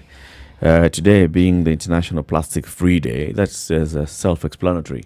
International Plastic Free Day, therefore, means that, we are pushing towards getting to a point where we actually are free of plastics. Starting with the single-use plastics, starting with the thin plastics that were banned a couple of years ago. Now we have banned the use of single-use plastics, those plastic plates, plastic single-use cups, especially in public places, banned. Now, I'm not sure whether you can use them at home if you have a party. But then the issue comes about how you deal with them. The responsibility of the user, the responsibility of the producers of this, the responsibility of government, the responsibility of the local authorities when it comes to handling of refuse and recycling. So let's have a conversation with somebody from the Sustainable Inclusive Business Kenya. This is a foundation of the KEBS, the Kenya Private Sector Alliance, and the program manager is called Ebenezer Amadi, and Ebenezer Amadi is joining us on the line. Good morning, Ebenezer. Good morning, Eric. How are you? And good morning to CP and D. Good morning. Welcome to the Situation Room. Asante sana. So today is an important day from where you sit, the International Plastic Free Day. Yes. What exactly is this day? Just, for those who've never heard of it. So this is a day that we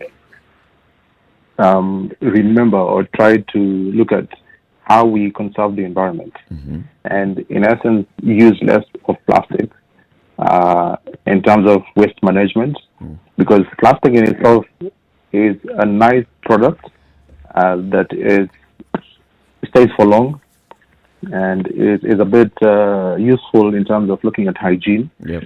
But when we misuse it and do not dispose of it well, then it becomes a problem. So because one person was saying that the same thing that makes it good for us is the same thing that brings a problem to us.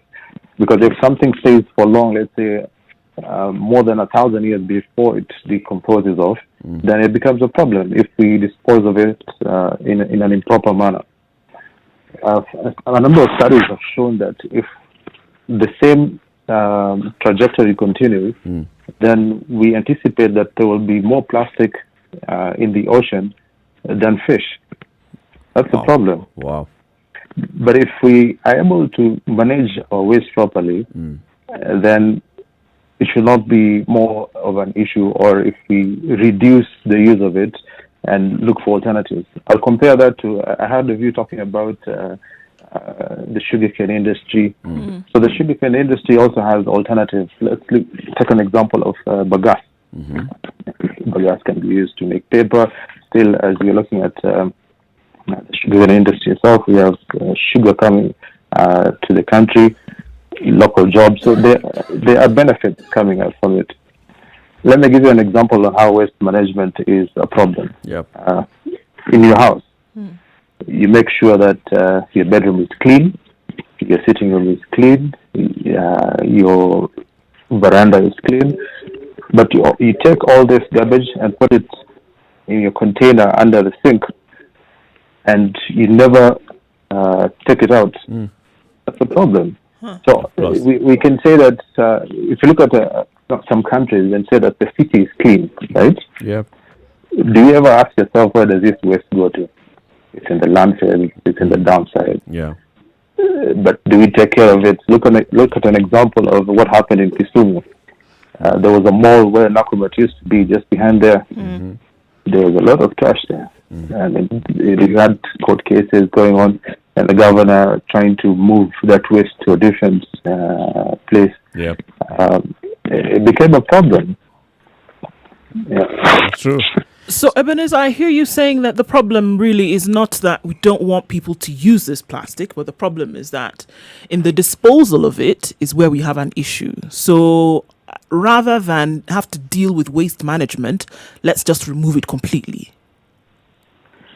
Let me start off by the ban that took place, because that's the reference that we'll use a month ago. So when you talk about what has happened in a month, it reminds me of one of our friends who was celebrating his child's birthday. It wasn't a birthday, it was how do I call it? A milestone a crossing. month after. yes, that's what we call it. It's celebrating a milestone. A milestone. 1 month. Yes, 1 month. So actually, that will be on the 4th of this month because it took effect last month on the 5th. So there are a number of items which the government is discouraging for people to go to in particular places. It doesn't mean that you will not use these items at your home. That's a question I had you ask. Yep. For example, you using your single-use plastic cup, you can still use it when you go to one of the places where you normally get your coffee. You'll be able to use it probably in your home. But we are saying that these items that have been included in the single-use plastic ban are a problem to the environment. These are items that we dispose of without thinking twice. Yeah. You get your cup, you throw it outside your window. You probably don't think twice on how you dispose of it or if you're going to reuse it. Yeah. So we're saying in protected areas, for example, in beaches, national parks, and other areas, you're not supposed to go with, for example, cups. For example, the wrappers of bread, cigarette butts, bags, wet wipes. So there is a list of a number of items that you'll not be able to use when you're going to the parks.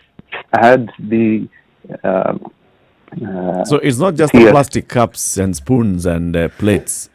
I've heard you mention wet wipes. Well, yeah. Yeah. There are a number of items. So the problem actually right now is awareness of what is included in the single-use plastic ban. Yeah. I walked into the office and one of my colleagues who is working on different items, for example, advocacy on other issues, asked me. So one of my friends called me and asked, so am I not supposed to use the plastic containers anymore? But you see, what happened in 2017 is that we started with the ban of the plastic carriers. Yes. Right, which was a problem. We have seen progress going on throughout the years, but of course there are loopholes. Every time you drive down to your rural area, you'll see people selling sugarcane in those plastic bags. Yeah. So you wonder where are they coming from. So there are loopholes, but we have observed progress over time where you see supermarkets have tried to change. But that's also a conversation of another day in terms of looking at the current items being used still good for the environment.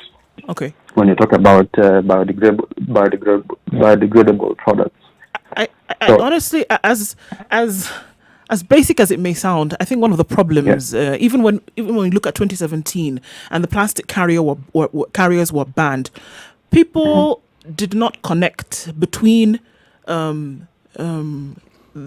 the dangers that the carrier poses to the environment and why they then were being asked to stop. It didn't come into, it just looked at another way for them to be persecuted, right? Now, I think that it needs to be also be made very clear, this list of items that you talk about now, that we're looking at having banned, people may look at them as necessities. So what is the reason why? I mean, just as plainly as it can be put, what is the reason why we're saying these things now should be banned moving forward? From the perspective of the consumer, why is the reason? Why do we use this product? Basic thing is convenience. Yes, it's convenient. Yes. Yeah, you get home, probably you're a bachelor, you don't want to wash your utensils. What do? You go to a restaurant, buy your food. It's also cost effective. It's cheap. That's a discussion. It's cheaper in terms of the current in the short run. In the immediacy, yes. If we factor in the cost in terms of the effects to the environment, it is actually expensive. So the discussion there, it's also, I mean, we can delve deeper into it and see, is it cheaper in the short run, is it more expensive in the long run? So one of the things that we need to understand is the impact of these products to the environment and the cost factored in terms of how does it affect the environment. So that is one of the things that is coming up when we look at some of the regulations that are coming up. For example, the extended producer responsibility and the principle where you say the polluter pays. So we are saying that the producer are supposed to be responsible for what is introduced in the market. But of course, this will also be factored in the price of the product. So that means the consumer also will bear this. So in the sense where C.T. Muga says that it's cheaper in the short run, now you'll be able to feel that, and this will be able to help us to look for alternative means for us to use. But generally, we are not saying that plastic will not be used in the country. So let's get that clear, so that you don't cause panic to the public.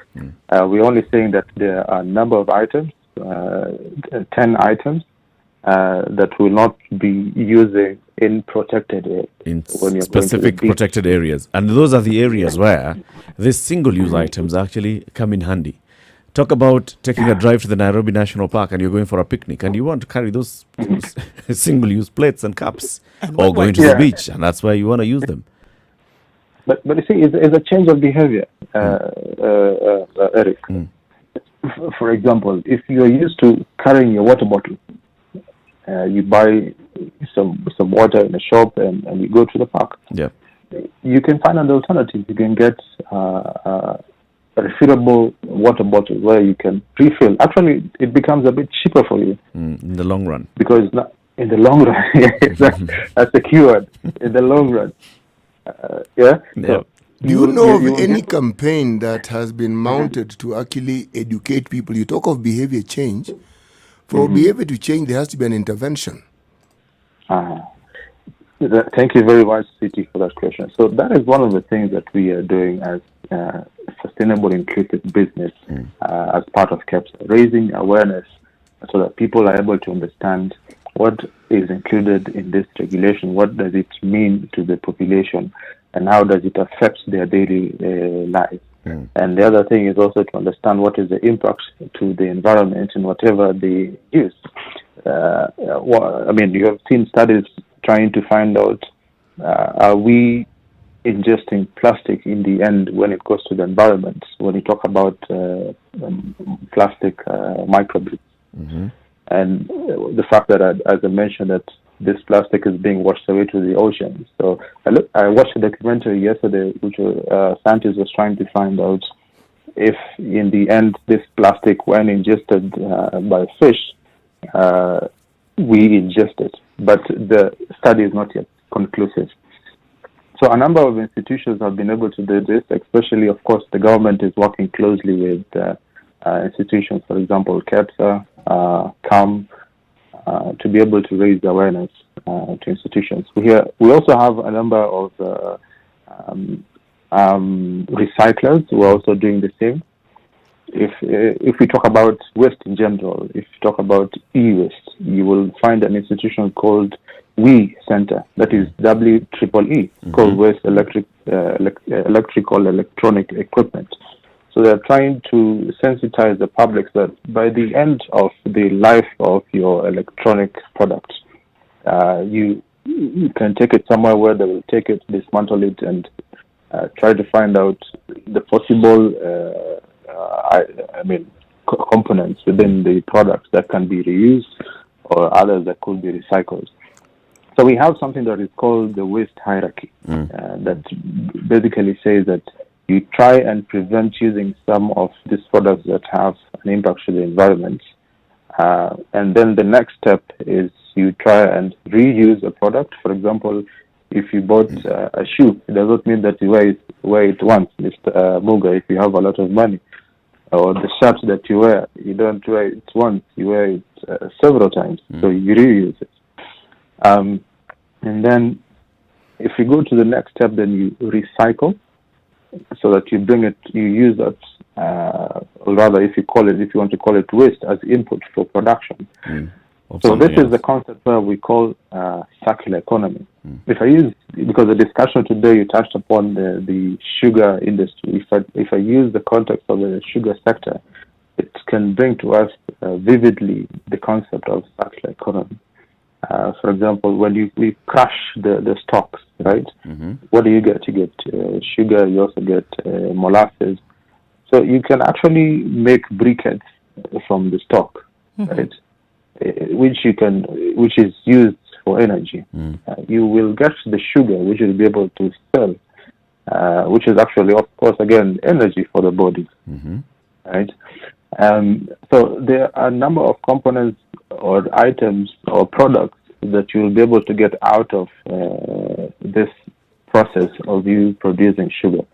And also, in the end, you can also make paper out of it. Out of the same. So, in essence, you will be reducing the use or cutting down of trees, right? Because the forest cover in the country is good. Right now, I think we are below 10% forest cover. Yeah. And the ministry is trying to work on a policy on forestry so that we also increase the forest cover. We are also working on a platform trying to include or bring in the private sector so that we can get corporates through their corporate social responsibility programs. They're able to plant to work trees together towards that. Yes. Ebenezer, let's talk about the responsibility of the producers of plastics in the country, and what responsibility do they have after this has been used? So you've sold it, user has used, and user has disposed.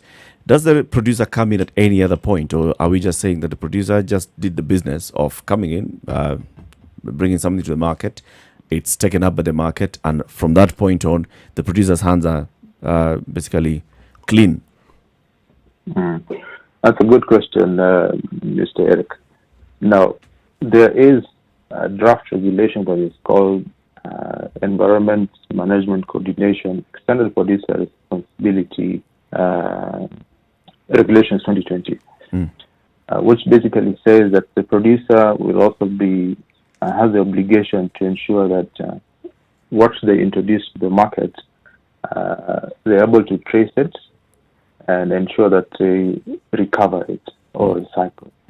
So they'll walk through a scheme that is called Extended Producer Responsibility Scheme.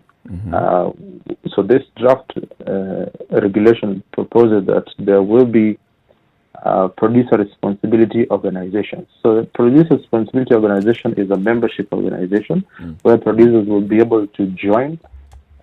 So a producer has two options. They can either have their own in-house system where they're able to trace and get whatever they introduce to the markets or the economy and recycle it to ensure that waste is traced, or they can be part of the larger PRO, which I'm calling the Producer Responsibility Organization. So they will have, so that responsibility lies on them even beyond the point where someone consumes a product and disposes of.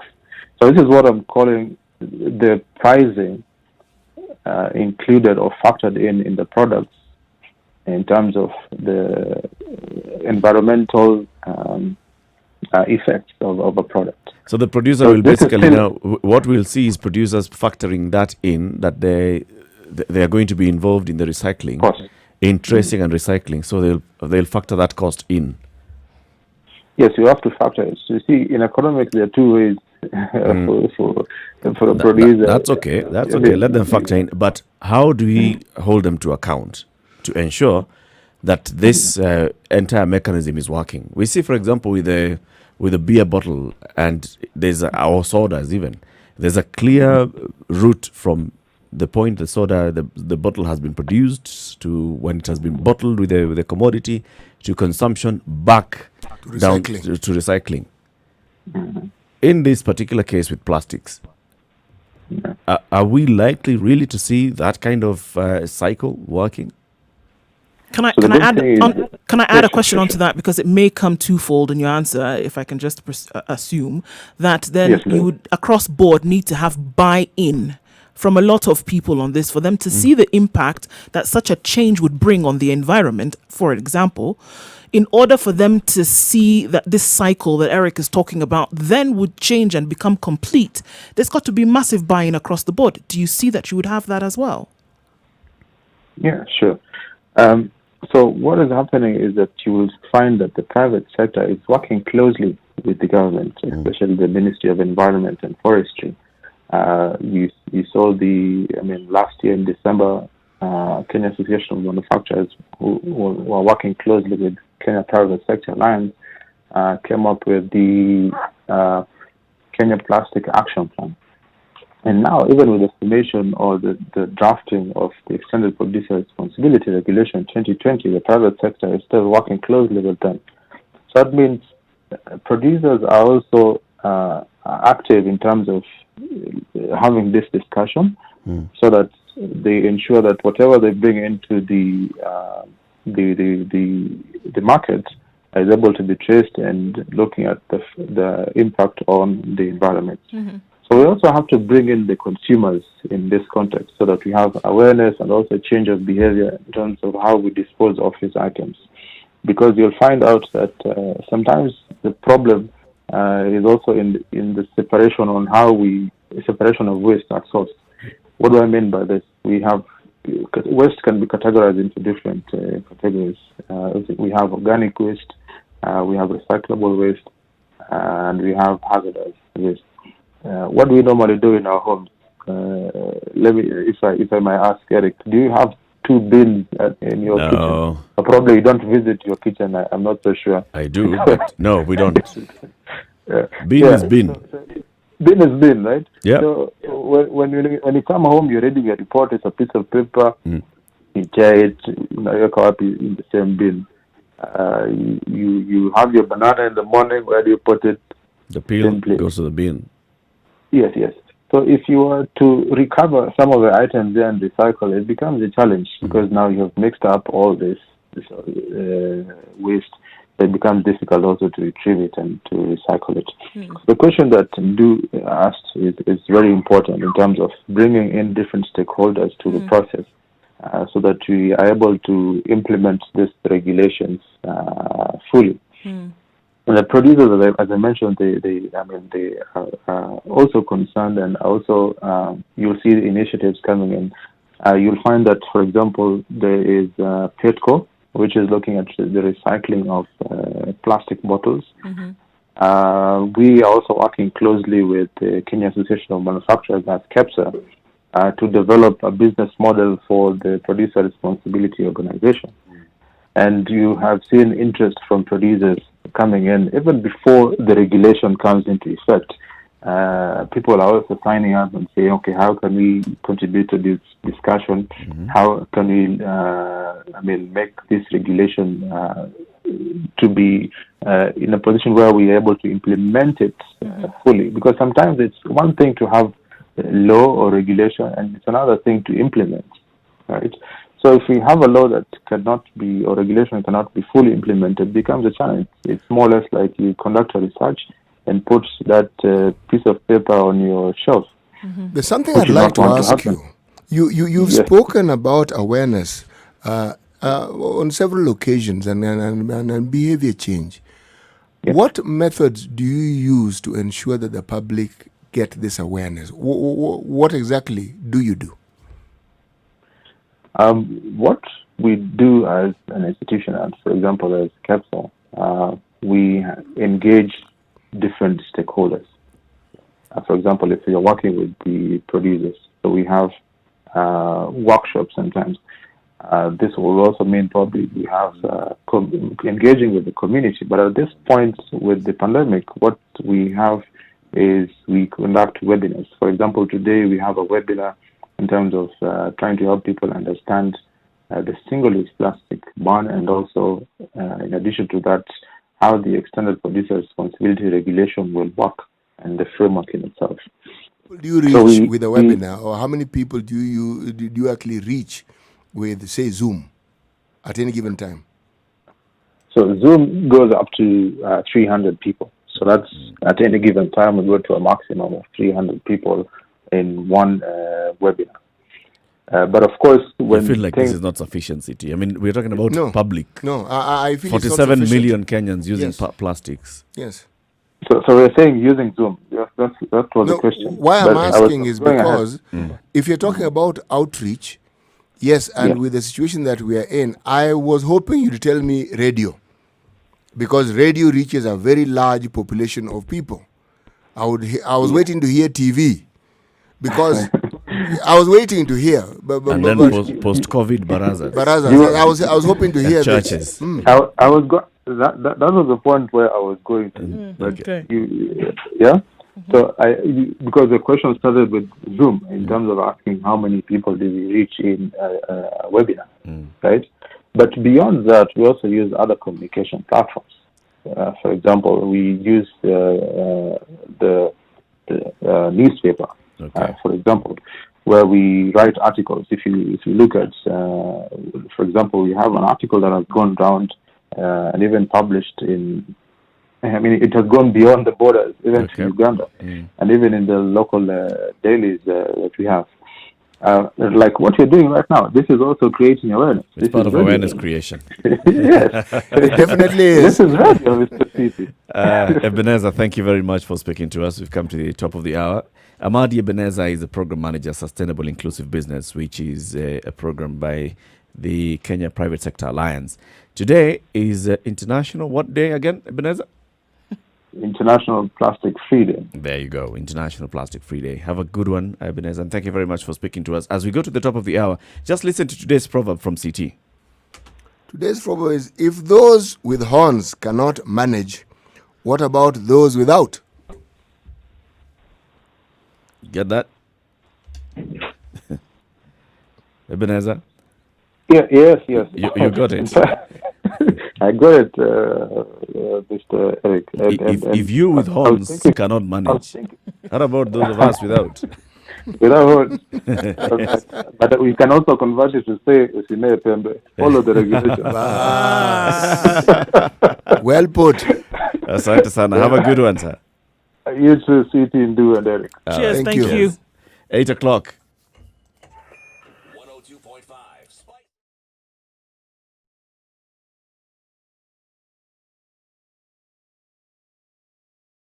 So what does it look like right now? Not too bad on the roads as we see it. Mombasa Road, we're going to have a little bit of an issue right around where we normally see Mombasa Road. That leads us from Cabanas all the way to General Motors. Today is a little bit clogged up, but it won't be too bad and not for too long.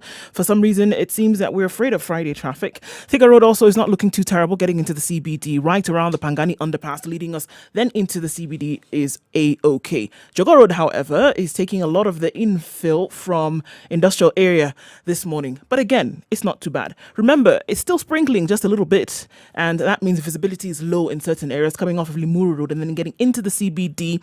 It's going to take us a little bit longer to get in because traffic is quite held up. All right. So don't forget, tell us what you see. Spice FM KE, that's how you can reach us on Twitter. We want to keep it moving this morning and we need your help to be able to do that. 102.5 Spice FM, Kisumu.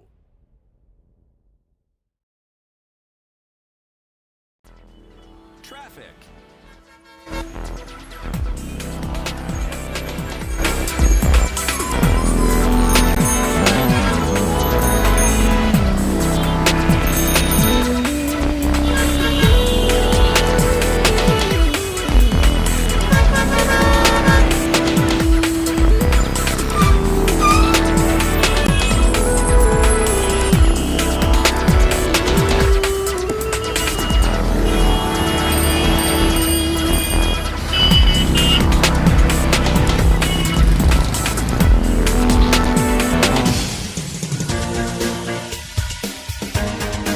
This is the Situation Room, the home of hard-hitting political commentary and penetrating insights about the state of the nation. This is a talk radio experience like no other. The Situation Room, a place for 3 hard minutes truths, after 8 o'clock. debates, Thank you very much and for elevate- tuning in to Spice FM this morning. 94.4 in Nairobi, Mombasa 87.9. We're in Kisumu 102.5, 96.0 in Nakuru, 96.7 in Eldoret, Nyeri 90.9, Malindi 97.7, and we live stream this show everywhere across the globe on www.spicefm.co.ke. We also live stream the show on our social media handles, Spice FM KE, Facebook, YouTube, and Twitter. Let's move the conversation now back to COVID-19 and the effects of COVID-19 to the economy. We have had conversations with the hospitality sector. We've had conversations with the agricultural sector, with the horticulture sector and floriculture sector, with the aviation industry, everybody else but media. So today is the day we're having a conversation about the impact of COVID-19 on the media industry. Of course, because media broadcast a lot of information. You've also seen the kind of effect that we've had in the media. The listed media companies have already issued their profit warnings. We have also seen in terms of staff cuts in the media industry. And this is not unique to the media, just like I've said. So to have the conversation with us on media, we'll have a Media Owners Association represented by the chairman of Radio Africa Group, that is Kiprono Kitoni, who'll be joining us on the line. And in the studio this morning with us is the CEO of Standard Group PLC, Orlando Lyomu, and the president of the Kenya Editors Guild, Churchill Otieno. Thank you very much for joining us this morning, gentlemen.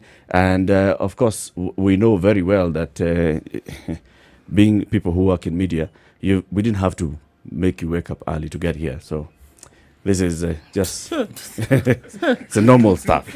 So we're not going to thank you for waking up early to come to the studio and all those things. Thank you for doing your job. We do that with everybody.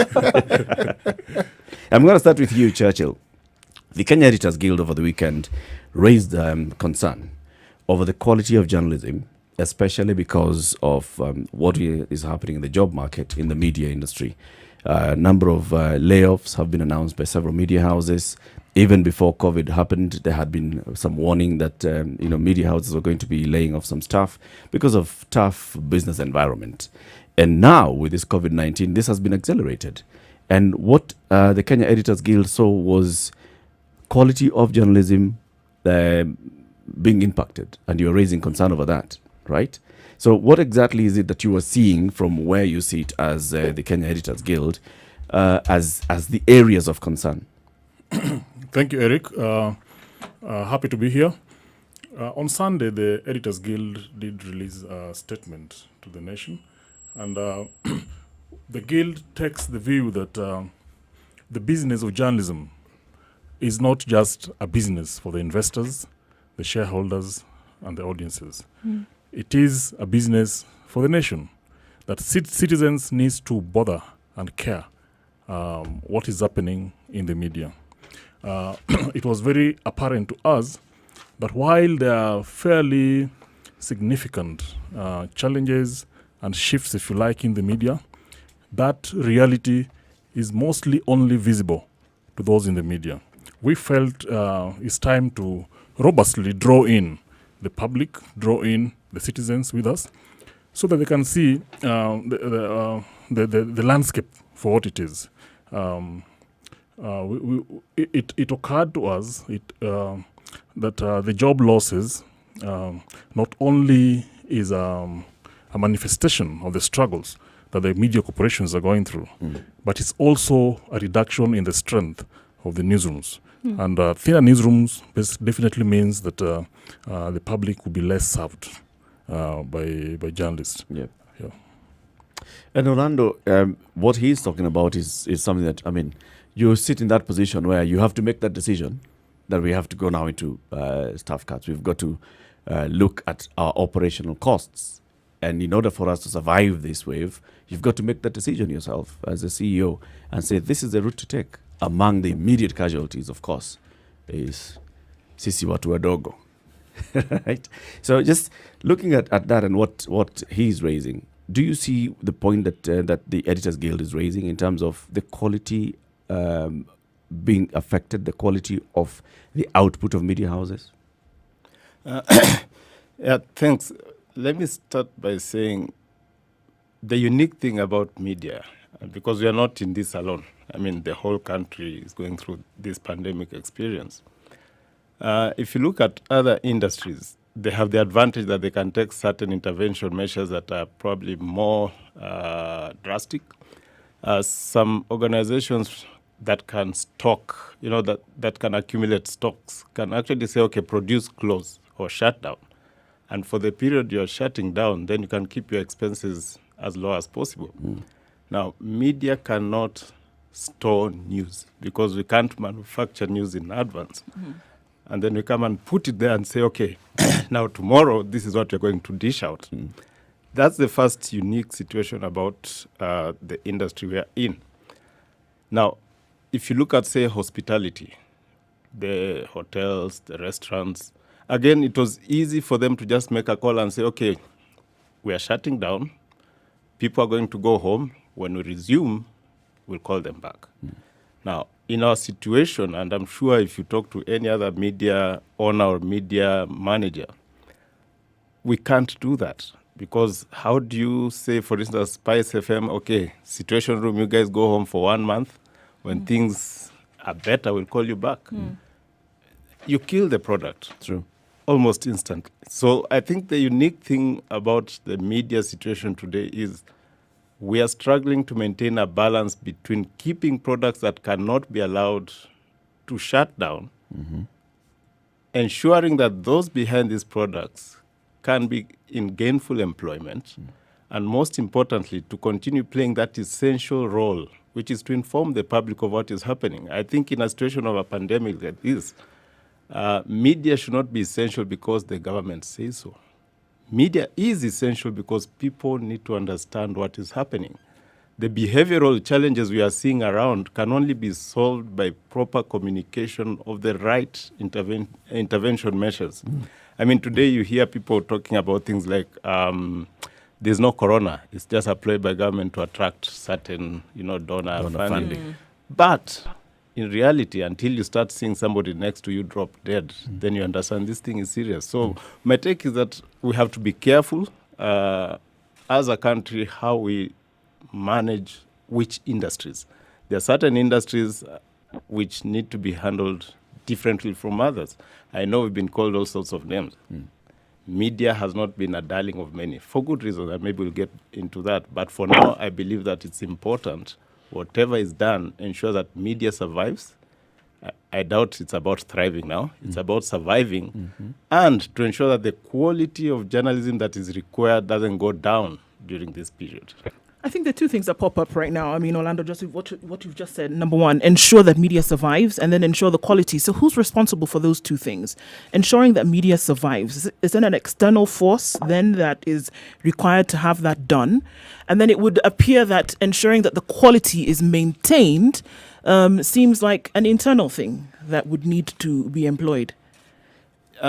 Yes, Drew. I mean, when I look at who should ensure media survives, remember, in any situation, you have external environment and internal environment. Internal environment is about management's ability to, react, to be able to sort of assess the risk and put on the table intervening measures that make sense. The external environment is less in the control of the managers of the business. Now, internally, as a manager, for instance, I wake up and say, what do I need to do for the business I run to continue running? And I think we decided to take certain measures. And as you know, we sent out communication to people and said, listen, things are getting tough. We foresee a very difficult couple of months coming forward. We propose these certain intervention measures so that we can all see ourselves cross this difficult period. So as far as that is concerned, it's 100% squarely at the table of the managers to make sure that the business is prepared to deal with the challenges that are out there. However, when you come now to the environment, remember, we do not operate in an environment that is sort of just a vacuum. We operate in an environment where regulation is determined by somebody, where policies in place are determined by other people, where the laws of the land affect how we do our business, where certain critical decisions can be made to ensure that we either survive or the opposite happens. Now, my take is, as managers, we can do the best we can to deal with the internal issues. However, if the policymakers do not wake up and realize that there are certain things that must be done to ensure various sectors in this country survive, then no matter how difficult we work as managers, that external environment shall have a big bearing on the outcome of our decisions. Yeah. We're now joined on the line by the chairman of Radio Africa Group, Kiprono Kitoni. Good morning, Kiprono. Good morning. Good morning. Thank you very much for joining us. Welcome to the Situation Room. This is Kenya's best radio station, Spice FM. Thank you. I'd argue against that. But You know what I've just done there. Okay. Having this conversation, Kiprona, and you've heard what Orlando has said, the two factors, the internal factors and the external factors. The internal is what the management can do to keep the business afloat, and the external factors in what the government policies would need to be put in as interventions by government. This also brings in the role of advocacy. I expect that what we've seen from the Kenyan Editors Guild in a statement calling for concerted efforts and on conversations is also something that we should be expecting from the Media Owners Association in terms of advocating for these policies or these interventions to be brought in by the government. Have you, as somebody who sits in the Media Owners Association, have you had this kind of talk? First of all, let me start by saying I associate myself with what Orlando has said and what Macharia has also spoken about from the Editors Guild. And, media does not live in isolation. I mean, we are not in a vacuum. We are an integral part of global society. And, we are living in very historic and unprecedented times. I mean, the COVID crisis has brought very many challenges. But the truth of the matter is that media had been experiencing problems even before COVID. But now the headwinds that we are facing as investors, have largely created an existential crisis for media businesses. Now, I came across some research and from FIFA, and 54% unemployment in the country, rising from about 30% 2 months ago. Yep. 94% reduction in household spend. 42% of our people living in fear of hunger. And many businesses and individuals losing income and losing their jobs is a real crisis for society. But however, we see the public continues to rely on the media for information, for up-to-date updates on a regular or even daily basis in terms of what they must do to stay alive during this very difficult and challenging time. Now, the media owners have actually contributed about 300 million shillings to the COVID response fund committee in terms of free advertising. This is over and above, well over 1 billion shillings if you can calculate the amount of airspace and airtime that's being used to educate the public. But you see, we must also deal with the elephant in the room. That is the convergence of technology, media, and telecommunications. I mean, that is also impacting greatly on our revenue sources because many businesses like Netflix are able to, disburse content without having the infrastructure that we have. I mean, they just find the content and disseminate it. Yep. What the Media Owners Association have done is they've come up with a raft of proposals and sent them to the Cabinet Secretary, Mr. Musheru. This includes tax breaks. This includes requesting the government to provide perhaps long-term funding through any of the multilateral agencies of between 5 and 7% interest over a 5 to 10 year period to enable many companies to actually create an ultra low-cost environment. I personally have no doubt that we have to go to an ultra low-cost model to survive. We either need to innovate our products, reduce our costs drastically, or we shall be out of business. The other thing that we have requested the government is to deal with the issue of pending bills. I mean, they have done a fairly good job in the recent past, but we still have well over 1 billion shillings in unpaid bills. We've also requested, for the print sector, that the government considers increasing the number of supplements that the GAA is placing in the national newspapers to make these businesses be able to stay afloat. Other suggestions that we've come up with include even waiving broadcast fees and maybe even complete tax breaks for the time being until we are through with this situation. Thank you. How far have these conversations gone? They are at a fairly advanced stage, and we expect that the government will come back to us very quickly. But in the meantime, the reality is, many of our traditional revenue sources from corporates are drying up. Most corporates have taken a very defensive position in terms of spending. Yep. And one of the first things that always goes is advertising. So it is a reality that we face an existential crisis. I don't think today in Kenya there's any media house that can boast of making any profit. COVID aside, Mr. Kitonyi, is it common for media houses to have emergency plans for situations that are unanticipated?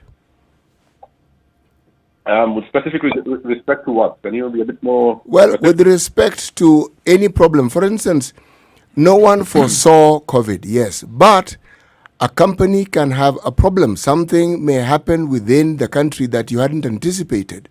Do you have, let me just ask the question directly, do you have an emergency fund, COVID aside?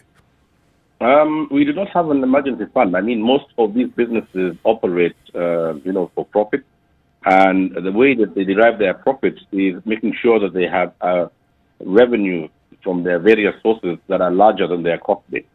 And now the situation that we are faced with is that the revenues have dwindled, but our cost base remains largely the same. And even if we were to transition to a lower cost model, the labor law provides that you need to, make payouts to your personnel. Many media houses, I'm sure Orlando will bear this out, including the Standard Group, ourselves, the Nation Media Group, Royal Media, have a very large establishment. I mean, we are providing gainful employment to thousands of Kenyans. But with the new reality, of course, that has got to change. Obviously, businesses have to, save and prepare for a rainy day. But over the last 5 to 7 years, the environment has been extremely unpredictable, both the legal and the regulatory environment. The content space has also changed very drastically. And there is a very big need for innovation across the board by media houses. And I do agree that going into the future, we need to actually sit down and look at how we can find a safety net fund that can be able to, salvage these businesses at times such as this. It's indeed true that, what Orlando and Kiprono are saying, this is not just about COVID, but even before COVID, we already were seeing a change in the business environment. Kiprono mentions the change in the regulatory environment as well, Churchill. Do you see and do you agree that that has contributed a lot to the kind of situation that the media industry finds itself in the country? I agree entirely, and I dare add that, especially linking it back to the question on quality earlier, that the business of ensuring that there's quality coming out of media is not just a business for the media. Yeah, the consumers of media, the other stakeholders in media must take an interest and actually have a responsibility to look at it. Especially if you read the Constitution well, and you do understand that what we have in Kenya is what we call co-regulation, where the government and the industry come together to see how best to regulate that space. Depending on what policies and what laws are put there, diversity in media can be encouraged, and that diversity will then drive competition, positive competition, and many times when there's positive competition, that tends to push up quality of the product that comes out. At the Guild, we're also now saying that the key ingredient, the key input into that quality is the talent that goes into media. And we're beginning to ask ourselves, are our journalism schools producing the right talent for the kind of challenge that we're having to face today? And we're realizing that yes, there's a condition that we need to have there. Yeah, but ultimately, the responsibility of driving the policies and the legal landscape that we want is the media's. Yeah, because the people who best understand how media needs to operate in a manner so as to serve Kenyans are the practitioners. So even though the room needs a lot more people, the practitioners must lead that conversation. And are they leading that conversation? From where you sit, I mean, is Editors Guild, Union of Journalists, Media Owners Association, all these arms of practitioners, are they leading the conversation towards ensuring that there's a better operating environment? I think there are attempts, but there's a huge room for improvement. For instance, when I look at our content today, there's a very small portion of that content that speaks to the reality of what media is going through today. Yet it's a terribly important question. Yeah. So the mere absence, mere lack of focus on that question, I think, is a self-inflicted wound that we need to deal with, and we need to deal with immediately so that we're able to draw in a much bigger group of people to participate.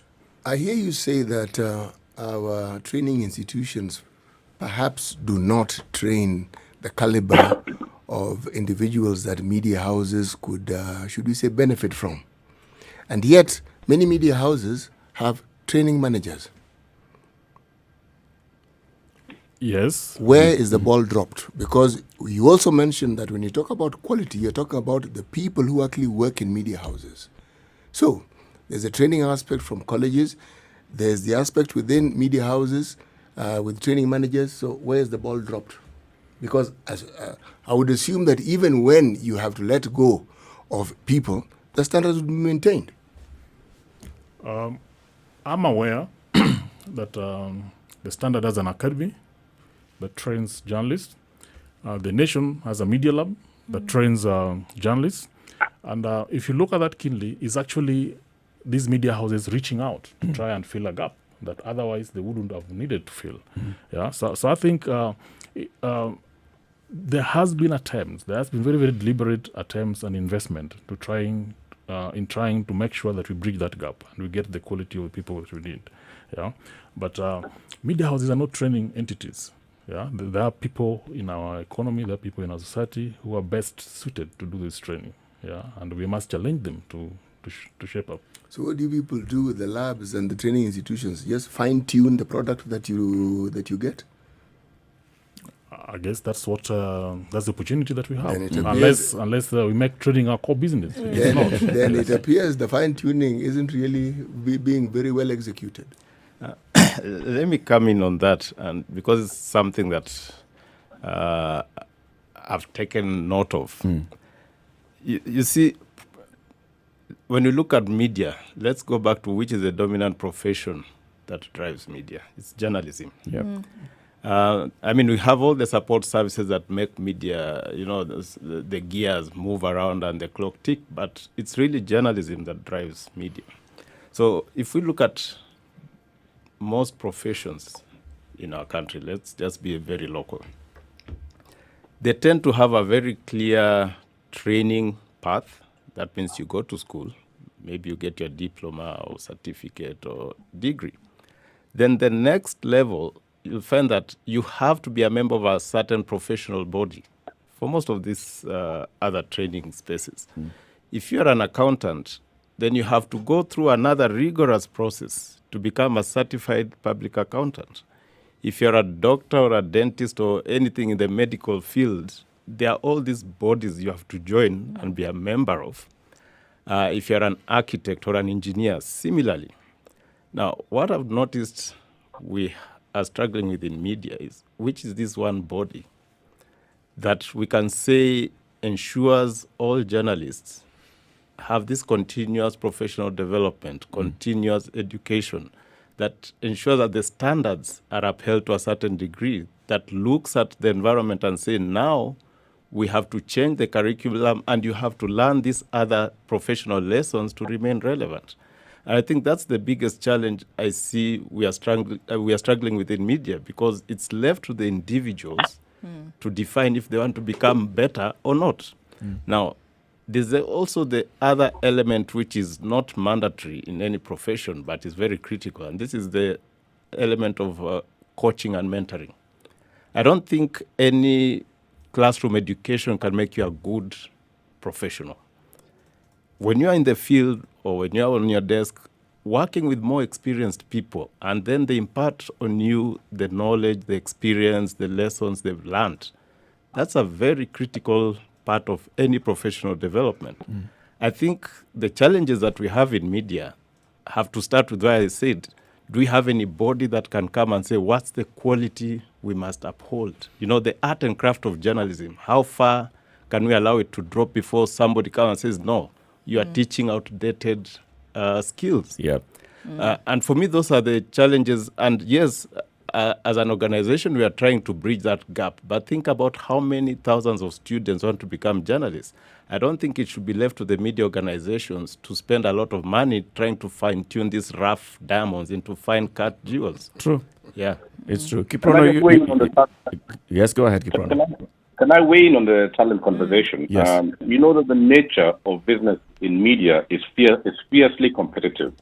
And, we have had many instances in the past where the industry has actually lost out because of this fierce competition that also breeds mistrust amongst the media houses. One such situation was on the digital signal carriage business, where the media industry failed to unite into one entity that could competitively bid and be the signal carrier for themselves. Yeah.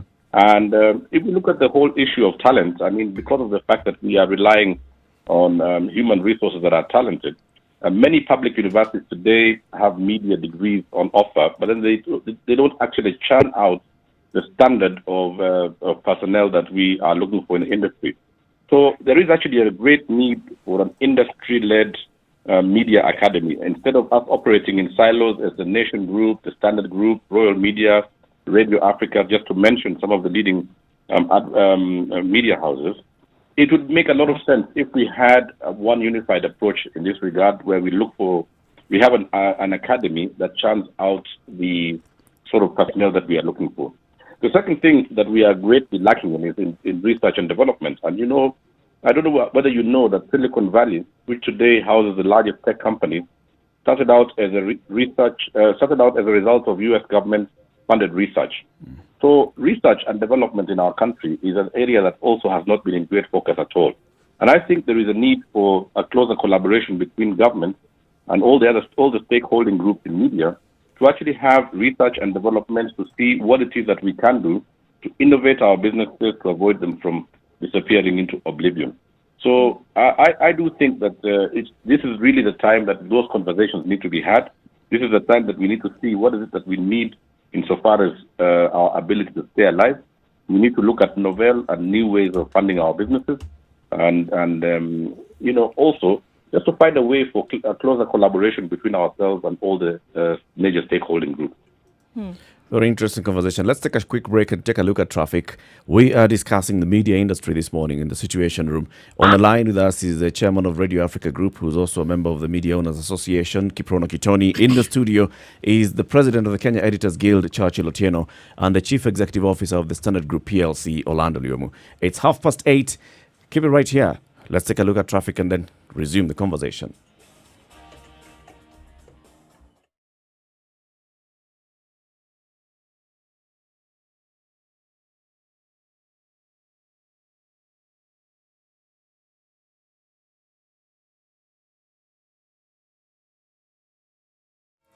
All right, take a look at it on Uthiru Junction, heading into Wayaki Way and then into the CBDs, where we seem to see it moving a little bit slowly this morning. And on Mombasa Road as well, coming in from the SGR all the way down to the JKIA turnoff. There's the holdup that we expect to see. The fog is still quite low, guys, so that means that fog lights need to be up, and visibility is quite low also on Limuru Road, heading into the CBD as well. Apart from that, doesn't seem to be moving too badly in other areas. If it does, do let us know. Realize Spice FM KE, that's how you can reach us on Twitter, and we want to keep it moving. We know it's the beginning of the month now, and it is Friday. We have also outbound traffic on Thika Road. Surprise, surprise. We'll take a look at that a little bit later and see how that may have changed. In the meantime, in your neck of the woods, if it does change, let us know.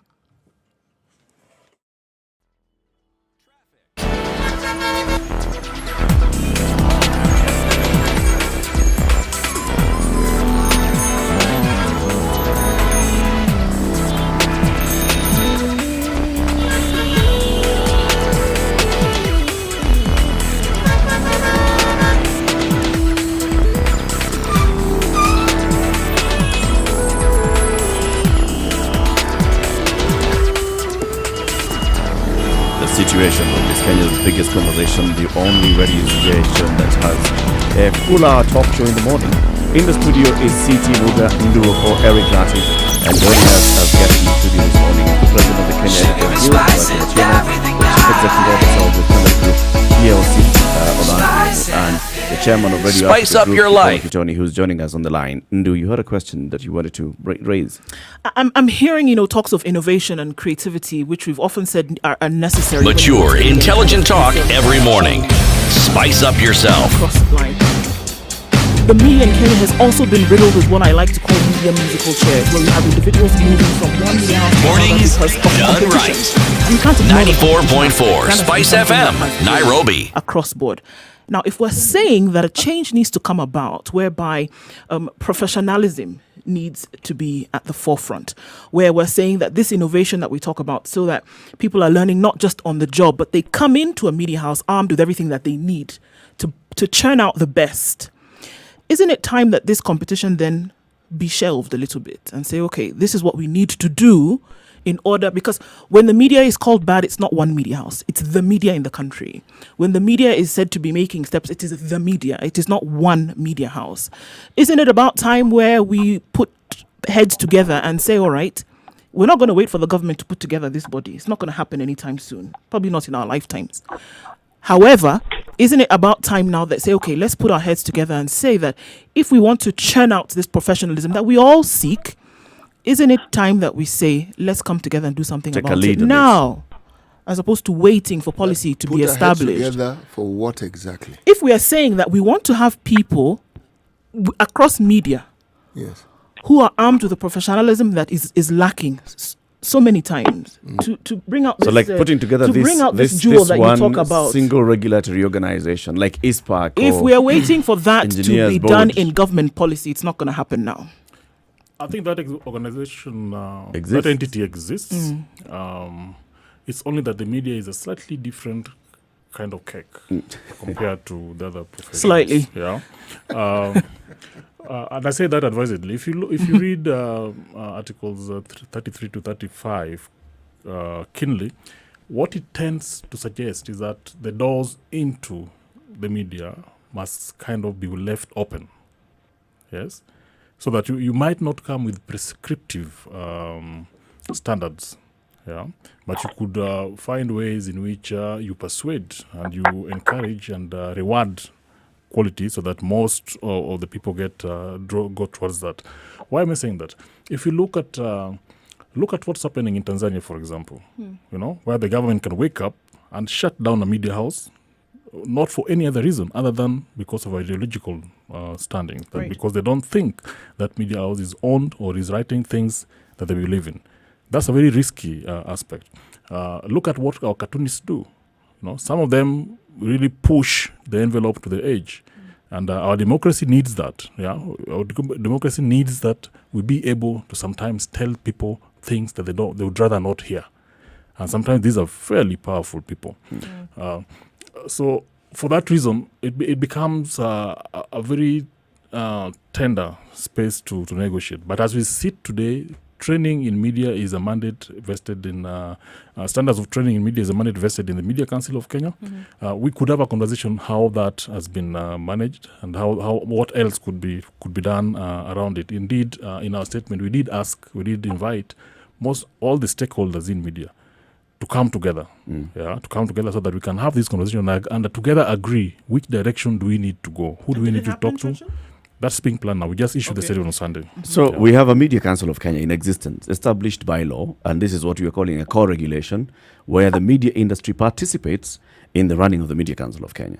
Now, all these things that we are talking about here, and yet the media has a seat at the table of the Media Council of Kenya.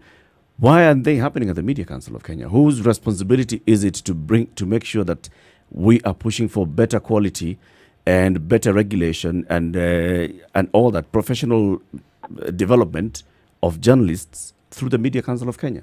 Whose responsibility should that be? Remember, the Media Council is a creation of government and the industry. And as it were, the only implement they have is the law as it exists today. If there's need to change that law, if there's need to change that policy, these stakeholders must again come together and say, guys, this is the reality of where we are. We think for us to be progressive, the following aspects need to change.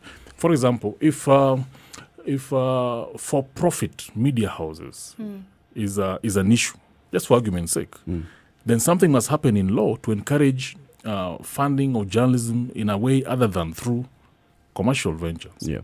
To make sure that these things still go on. You asked about competition for talent. I think that would be more of what I'd be interested in. I think the competition comes out of the need for almost instant results. And you have to understand that we are running businesses. I think sometimes people forget that media organizations are businesses with a mandate from shareholders to get a certain level of returns. And if a manager is given their KPIs, and the KPIs say you must have a certain rating, a certain market share, and a certain level of revenues so that you can get a certain amount of profit, then you do what you think is important to achieve that mandate. And the competition for me is just the cutthroat nature of the industry, people trying to be the best and to outdo their other media houses. However, where I differ slightly, if we focus on only people who are good as the media houses, then where is the hope for the young and upcoming journalists? And I think we have a role as media organizations to train young journalists to become better journalists. I think, and I speak for the Standard, about 2 or 3 years ago, we did lose what people considered very prime talent. And I mean, no one wants to lose their best talent. We could have gone back into the market and done exactly the same musical chairs and raided another media house for their best talent. But what did we do? We took a different approach and said, let's take young people and train them to be the future stars. That is a very risky path to take, because sometimes these young people do not inspire that natural confidence, and you have to groom them, and but if you don't do it, there's going to be a vacuum at some point. So I say that for us to fight for this talent, we have to remember that this talent also has a shelf life. So if all media houses just want the best, and the best are expiring after some time, then where will the future ones come from? So I think in our competitive space also, it's important that we try to bring out the next people. But I don't think I would begrudge any media house if they came for my best. It's the nature of the industry. That's how things are. Yeah. Kiprono, coming to you, and you raised something there with the example of what happened during the digital migration, where media houses, media business owners were unable to come together at a table and agree, this together, let's pitch and win this bid to be the transmitters of content. This is indicative of that kind of competition that's in the industry, which gets to a point where it becomes negative. So even now, when you're talking about media houses coming together to push for better quality in terms of training, so that all of you can pick from the same pool. So the Standard Group has its own way of training. Nation Media Group has its own way of training. Radio Africa is training in its own way.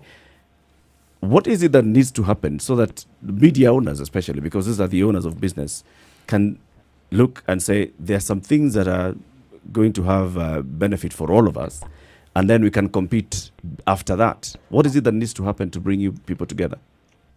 Thank you. That's a very good question, and it's something that actually keeps me awake at night quite a bit. I happen to be the chairman of the Media Owners Association during that whole debate on the digital distribution. And it was very sad to see that we were unable to forge a common approach towards the issue. And as a result, that this actually ended up in the hands of Chinese investors who are today the carriers. Yep.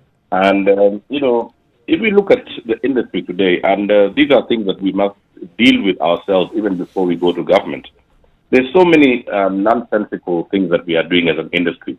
Let's look at the print industry, for example, and I'm sure Orlando will agree with me. I cannot, for the life of me, understand why in 2020 we haven't decided to have a common services company owned by the 3 or 4 major print companies.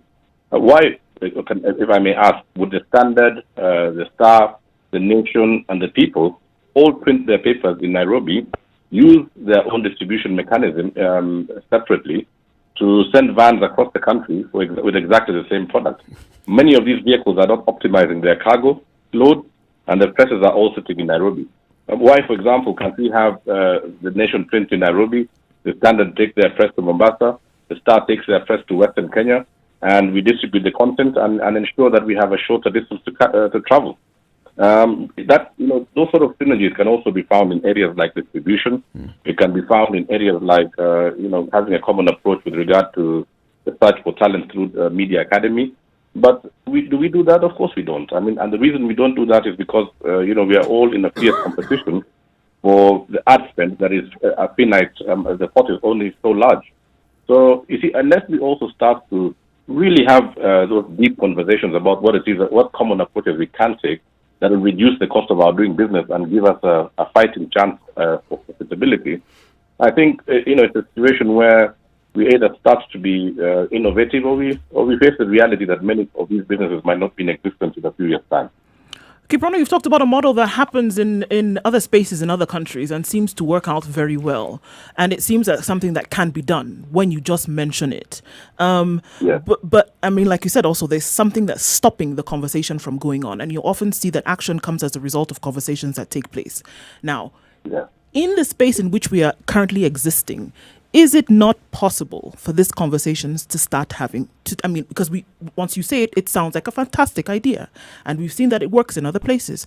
So is there something beyond the need for competition that would stop these conversations from taking place? Yes, there is something. I mean, that something is the reality that we could all perish if we don't start to have those conversations. And last weekend, I know that most of the major media owners had a meeting. They had a sit down, and they agreed on very many issues. Agreeing on the issues is one thing, implementing is another. And Orlando, I think I challenge you because you were in that conversation. We really need to fast forward some of these conversations that we're having and the measures that we propose to take. We need to build a stronger mutual trust amongst the key players in the industry, but also need to avoid too much fragmentation. I mean, when was the last time, for example, and Churchill, I'd like to ask you this question, when was the last time there was a serious, even one-day discussion between the Editors Guild, the Media Council, and the media owners? I mean, why do we have to wait for, government or any other third party to convene us? I think it's conversations that we need ourselves to take a front line in terms of approaching those issues. I'll take that last question. Yeah, respond to that. I think it's interesting. It should come up because Orlando here was with us in December when editors convened and various entities and media came together at the editors convention, and some of these questions did arise, and there is recognition amongst the different limbs of media that something needs to change, both from the structure of the industry, but more so on the content and how sometimes the business comes together to support the production of that content. I think there's that recognition. And even these conversations are driven by that awareness that we must pull a much bigger number of people to get into that room so that we as a nation, we can then negotiate that position and agree that this is the direction we need to go. Because remember, for some of these things to change, we might need to involve government as the executive or parliament as a legislature. And to do that successfully, we must have some quality conversation. We must make sure that all of us have a fair and comparable understanding of what the challenge is and where we want to go. Yes. Just to respond, in addition to what Kiprono mentioned about different media houses coming together, it is indeed true that several media houses are trying to sit down and just say, how do we work together? I think during the days of plenty, it was normal for everyone to think they can stand on their own 2 feet, and the competitive spirit was at its probably highest level. But things had started changing even before the pandemic was declared. Let's be honest. The media industry was on a sort of a slippery slope, and I don't think you could slide upwards. It was all about going downwards. And if you look at demographic shifts, they were starting to affect how people are consuming our products. If you look at technological disruptions, it was affecting the market share. You see, most of us had a lot of investments in the traditional spaces. Then comes in digital disruption, and all of a sudden, young boys and girls are competing for you. Yep. They become media With houses. Exactly. Yeah. And when you go to pitch, you find this tiny person seated alone, and probably they walk away with the money. And those are the realities of what is facing us now. If you cannot influence your revenues, as Kiprono said, then it boils down to your costs. But remember, costs have a certain limit after which the business starts falling apart. And I think what we can do now is to come together as media houses, eliminate the wastage. I mean, as I said, all the printing presses are packed in Nairobi. These vehicles are going up country, maybe 20-30% capacity. The rest of it is just oxygen you're transporting from Nairobi to wherever you're going. Yeah. And we are realizing this fact, and you're saying... let's come together. If it is transport, how do we fill these vehicles and share the costs? Printing, we are starting to say, if you want to print the paper, how best can we do this? So that, we have very state-of-the-art printers, among the media players, but they're operating as, say, 3 hours a day, max 4 hours a day. Good Lord. Out of 24 hours. Yeah. So in terms of capacity, you can see also what's happening. So I agree with what Kiprono said, and as the team lead of the standard side, I'm very committed to ensuring that we come together with the others and try and sort our problems internally. Remember, I said there's the internal and the external. If we can bring down our cost to a level where we can be profitable at very low revenue levels, then that works for the business. Good that you brought up the issue of technological disruptions. The media industry in Kenya has been accused by many observers of just sleeping and waiting to continue selling the newspaper while the world has moved into digital. Now, I know that there's a lot of movement towards digital in the media houses. Churchill Otieno is the head of digital in Nation Media Group. We have a whole department that you've set aside, that you set up, Orlando, in Standard Group, headed by a managing editor looking at digital. Same thing is happening with you, Kiprono, with digital. But there are those that are saying, guys, you're trying to catch up with the curve. It moved a long time ago, and you're still stuck at a point where you're still trying to sell your paper on a digital platform as opposed to selling content on digital. I agree with you 100%. I wish you could attend our management meetings, because then you come and be my advocate here. It's true, we are quite behind the curve. Unfortunately, I wish we were in the middle of this curve, because then maybe we would be able to catch up faster. You see, when technology came and disrupted our space, most media organizations saw translating the paper into a PDF format as digital. Yeah. And we focused on distributing this paper, and we said, okay, we've gone digital. And our digital was just distributing the paper until we were taught that other people can take the same paper and distribute it for free. So I do agree that we need to do more than just take the paper, because it's no longer about the paper, it's about the content. And in the digital space, you have to realize that the game is played completely different. A few years ago, I attended a seminar that was very eye-opening. And this is something that we can't run away from. When you move from the traditional space to digital, the multipliers change. Now, what happened in the music industry? There's a time you could buy the vinyl things, then you move to the tapes, and then you finally move to the CDs. Now, what you may not know is that when the compact discs were in the market, the amount of money the value chain produced for one CD, it took about 600,000 to 700,000 downloads of music to make the same amount of money, right? Now, we moved from downloads, now we are in streams. People are streaming. The number, I remember being mentioned that you need about 2 million streams to make the amount of money that used to be made from one CD. And I think that's the same thing that's happening in our industry.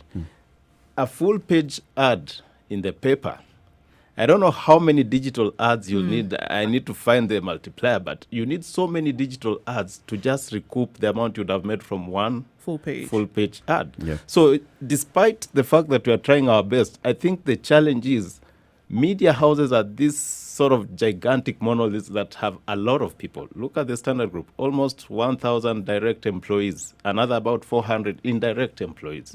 Now, how do you ensure you survive when a digital ad gives you probably, a few dollars? Yeah, you need so much of this to be able to continue operating the same. From where I sit, our organizational structures will have to change. We have to start becoming leaner. We have to bring in the right people. I still am a strong believer that the technological advancements and whatever media has to be done has to be journalism-led. Today, I see a lot of what we are trying to do being led by non-journalists. But remember, if you have to be a winner in content, what we need is the editorial people are the ones who have to come to the table with the innovation, with the ideas that will transform journalism, because it still goes back to content. And if we can't get it right at the product level, it doesn't matter how many other innovative ideas we come with as management, we will struggle. So it is a challenge, and it's one that we can't run away from. Orlando, maybe I should just add something. I mean, we are living in what they call COVID times. And we are told that the symptoms of COVID are difficulty in breathing, high temperature, and general body ache. Yep. I think the media is actually suffering from COVID. Because the whole industry now is gasping for air. Yep. And, we need to actually literally, like the rest of the world is doing, find a vaccine that will see us through. And one of the things that I just wanted to, pen out by saying is in 2018, we passed the Computer Misuse and Cybercrime Act. And right now, one of the biggest threats to media is actually citizen journalism. I mean, where everybody is a journalist on a social media platform. Mm-hmm. And this has led to a very big problem around the whole issue of fake news, libels, and slander. And again, we need to really, work closely with the judiciary to see to it that we have a robust legal and regulatory environment to actually safeguard the general public from some of the problems that we've seen social media present to us. So I am confident that if we all put our heads together, we can actually find a way to get us out of the COVID situation that we are in. Let's close the conversation by bringing the issue back home to what's happening right now. The Nation Media Group started layoffs yesterday. We saw MediaMax laid off, Radio Africa. I'm sure there's something in the pipeline. Standard Group, I don't have to ask. There's something in the pipeline. I mean, you already started by saying this is something that's happening to us. The humane side of it, though, is what very many are raising questions with. When it has to happen this way, I mean, yes, you've got to cut your costs, you've got to let people go, but how you do it is also raising a concern. Sending SMSs in the middle of the night or calling people in the middle of the night, come tomorrow for your letter. What do you say about that, Orlando? Okay, I don't want to speak for the whole industry when it comes to that because the shoe pinches the wearer. Yep. And if I start commenting about other media houses, I think I'll be speaking out of turn. But when you look at what's happening, it's a case of... how do I put it so that it makes sense? It's a case of if the ship is going down and you only have so many lifeboats, how do you make the decision who goes down with the ship and who takes the lifeboats?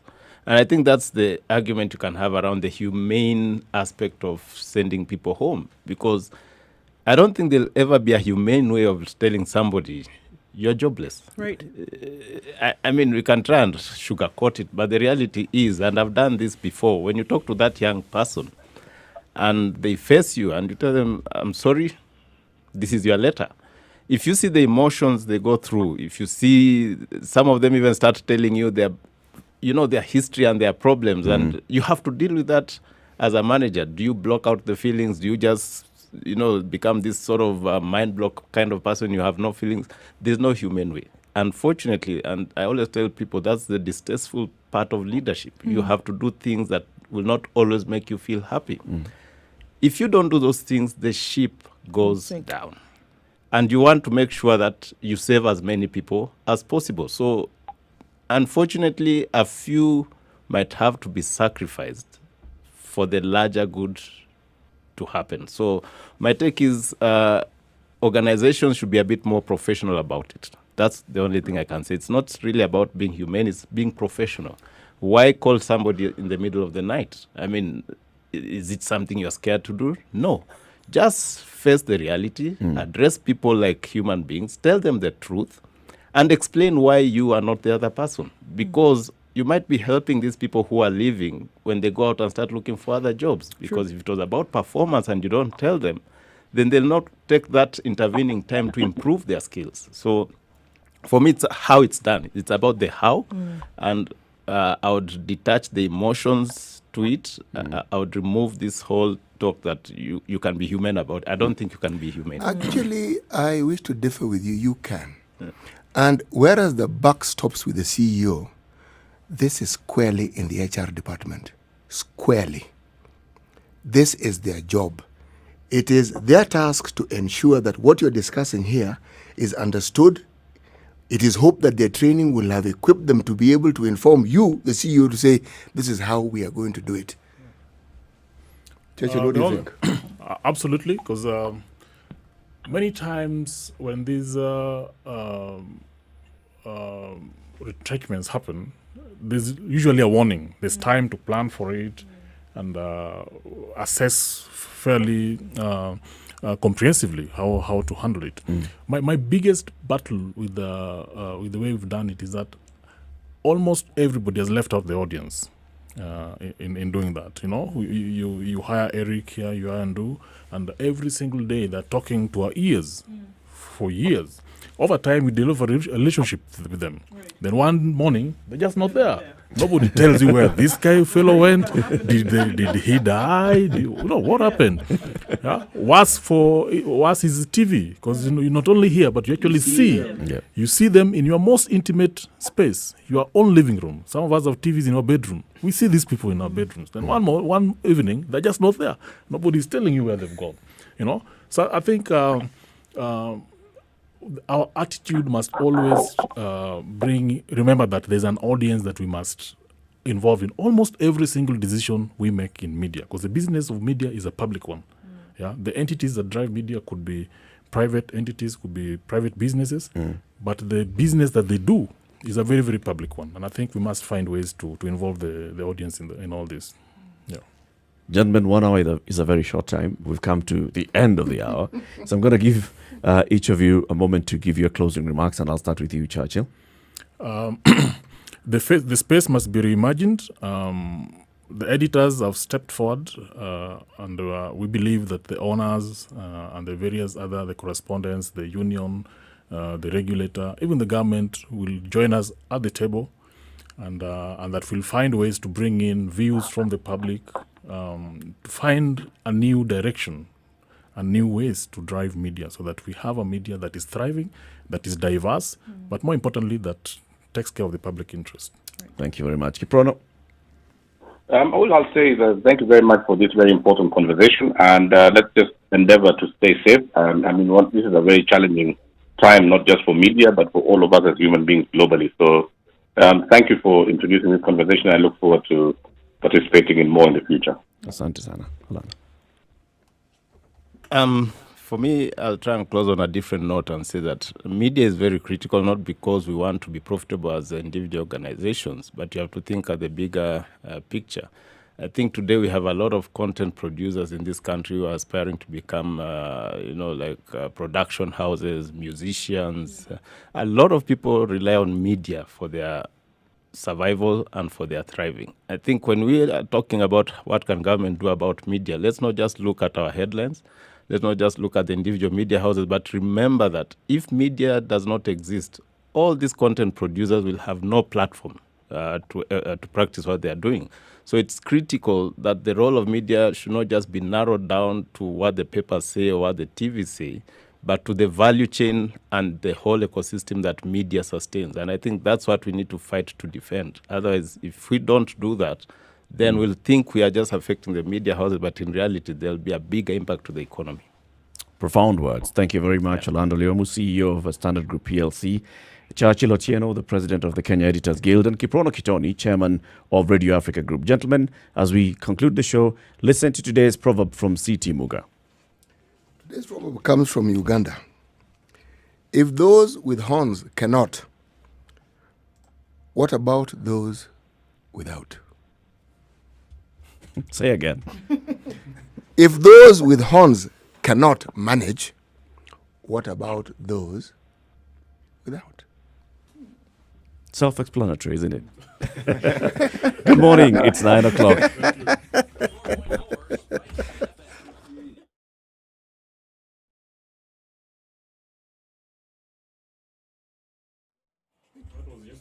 All right, so now let's look at Langata Road today, heading towards Karen. Accident at the junction, and that's leading towards Karen, and it seems to be quite serious. Police are on the scene trying to sort that out and get things moving.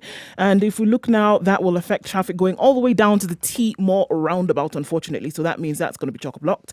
It looks rather clear on Thika Road inbound. Outbound, however, it is Friday, so we expect that there will be a lot of traffic outbound as people try to make weekend plans outside of the metropolis.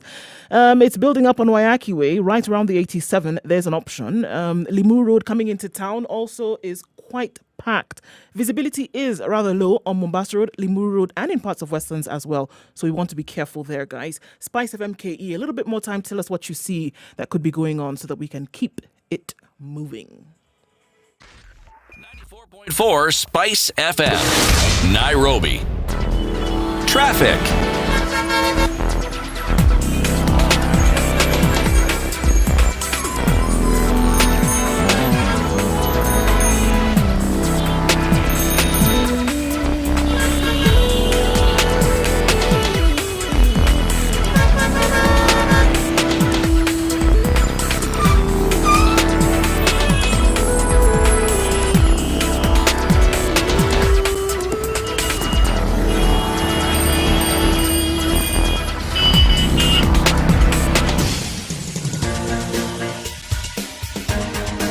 This is the Situation Room, the home of hard-hitting political commentary and penetrating insights about the state of the nation. This is a talk radio experience like no other. The Situation Room, a place for hard truths, debates, and elevated conversations. The Situation Room, witty, political, engaging, deep, controversial. Thank you very much in for the room, keeping it right we here have on Spice FM 94.4 in Nairobi, Mombasa 87.9, 102.5 Kisumu, 96.0 in Nakuru, 96.7 Eldoret, 90.9 Nyeri, Malindi, 97.7, and live streaming on www.spicefm.co.ke and Spice FM KE on YouTube, Facebook, and Twitter. So the media owners and media managers have spoken, and you heard what they've said. And I just picking off from what they were saying, it's about time that conversations about media happen, not just within the media, but also beyond the media circles, with the public, with the government. Because as the fourth estate, our role is not just, to inform ourselves. In this time when you're fighting COVID, the one thing that is very, very important is information. And information is passed on by the media. Now, the Kenya Editors Guild has called for that meeting to discuss with all stakeholders, including the government, on how the media can be cushioned and can be supported through these difficult times. Many people, when they think of media, they think of the big houses, the big media houses that are listed, Standard Group, PLC, the Nation Media Group, or even the others, the Radio Africa Group, or Royal Media Group. We forget that there are very many people who you consume information from community radio stations, for instance. And those ones, when stuff like this happens, COVID, they're the ones that are first hit. Because they don't have cushions, they don't have huge investments that can sustain them for long. So they're the first ones to shut down. Because of an operation in the now. Yeah. And that's the thing. It's not, listening to what Orlando said, it's not about something that you can come and use later, or that you can prepare and keep in advance. It's something that is, look at what we talk about here every day. It's things that are happening now. It's a situation that is on the ground now. So how do you store for it? I think one of the ways that you can store for it is not in the content, but in the ideas, in the realization that, things may change. Things are changing, even in the way in which news is reported, even in the way in which communication is shared. It is important then, and the nest egg or the cushion is not going to lie in what you can produce. The cushion for this lies in the innovations that you're going to bring out. So that regardless of what the situation is, you always have something to fall back on, because you realize that then that innovation is the bedrock of the future. And I think that is definitely the way in which you need to go. What did people rely on when the newspaper became obsolete in Europe? There was something to go. There was something to fall back on, with the realization that content is king, for example. And so, there are things that we can do. Having the conversation is extremely important. And to say that, yes, competition is important. However, there are certain things that we all need to be on the same page about. Yep. Yeah. Remember, what happened in Europe served as a very, very fair warning to what was happening globally in the media space. Yep. Okay? Now, our media houses were slow to respond to these changes. And it has cost them. It has cost us. Because the very space that is being occupied by others, they could have occupied it. A long time ago. Because they had the means, they had the muscle Could have They had owned the the space. training. They had everything that you required to actually occupy that space. Even when you talk about citizen journalism, yes, it has its downsides in terms of propagating fake news. But citizen journalism also has its upside in terms of propagating the actual news as it happens on the ground. Yes. There have been very many challenges thrown at media managers. Look, how about establishing a platform that encourages citizen journalism? What they lack is the huge audience. But somebody is sitting there and they can create content and they are seeing what's happening. They can report what's happening on the ground. Create a platform that allows them to communicate to a wider audience, because you're able to do that. That also has taken time. But you see what Kiprono said, and basically Kiprono was boiling it down to an ego clash between the various players, especially at the media owners. It's the same thing that happened in digital migration, the same conversation that's happening now when you talk about cutting costs in coming up with printing presses. One media house thinks, what do you mean? I can invest in a multi-billion printing press down Mombasa Road. Why should I talk to you? Another one thinks, I have a very good way of accessing vehicles. I can have my vehicles taking my newspaper. I want my newspaper to arrive in Mombasa before yours. So I'll have my own vehicle. The media clash and all those, the ego clashes and all those, it's not unique to the media industry, though. It happens. It's human nature. It is human nature, but it's also encouraged when you are doing well. When you see no reason why you should consider Bumper another season. option, Yep. when the option you have is working swimmingly for you, why then should you even consider change? And you can see this is working well. Yeah. Your profit margins are good. It's when profit started going down, they weren't plummeting, that I think there was this wake-up call of, hey, We can actually work together. we need to reorganize ourselves. And reorganize. But they didn't take it to the nth. They didn't say, let's do this. Let's not just reorganize internally. No, let's reorganize with a long-term view. And let's have milestones and timelines as well. Within the next 6 months, let's see this coming to realization, to actualization. It's still talk. They go back and they're like, but I don't trust so and so. You see, there's an entire generation of people who consume content all the time. Okay? But the traditional media outlets were not meeting the needs of this population. And in this country, they form the majority of our population. So if you are not meeting their needs, already that is a market segment that you have lost. Now, it's more a question of thinking, really. But I think sometimes success indeed does breed arrogance. So perhaps COVID is It's a humbling power. Yes. COVID, as in addition to the many things that she is, I've decided she's a woman. I've decided that she is female. COVID, in the many things that she has done, brings a kind of humbling aspect to quite a number of sectors and quite a number of people to say, well, okay, here I am, all of you, same page, same place. Come here. Let's deal. Remember the things that governments have tried to change, corporates have tried to change. COVID is doing it. It's bringing about those change, and people are changing. Yeah. It's forcing change. It's forcing change in very many things and very many ways. The bigger one is government. It's forcing conversation and exposing government, but is it forcing change in government? Nope. I would argue that it is. It is. I would look at change in government, given the size of government and its general reluctance to change and to pretend that everything is okay and that they don't need to change. I wouldn't look for a big event. No. I would look at small things that you previously thought were not possible. If you see that, it means there's change. Such as? Such as the number of people of high-ranking positions in government who are being brought to book. Now, in the past, we say, they'll be mentioned, but they'll let go of. No. Where is COVID in that?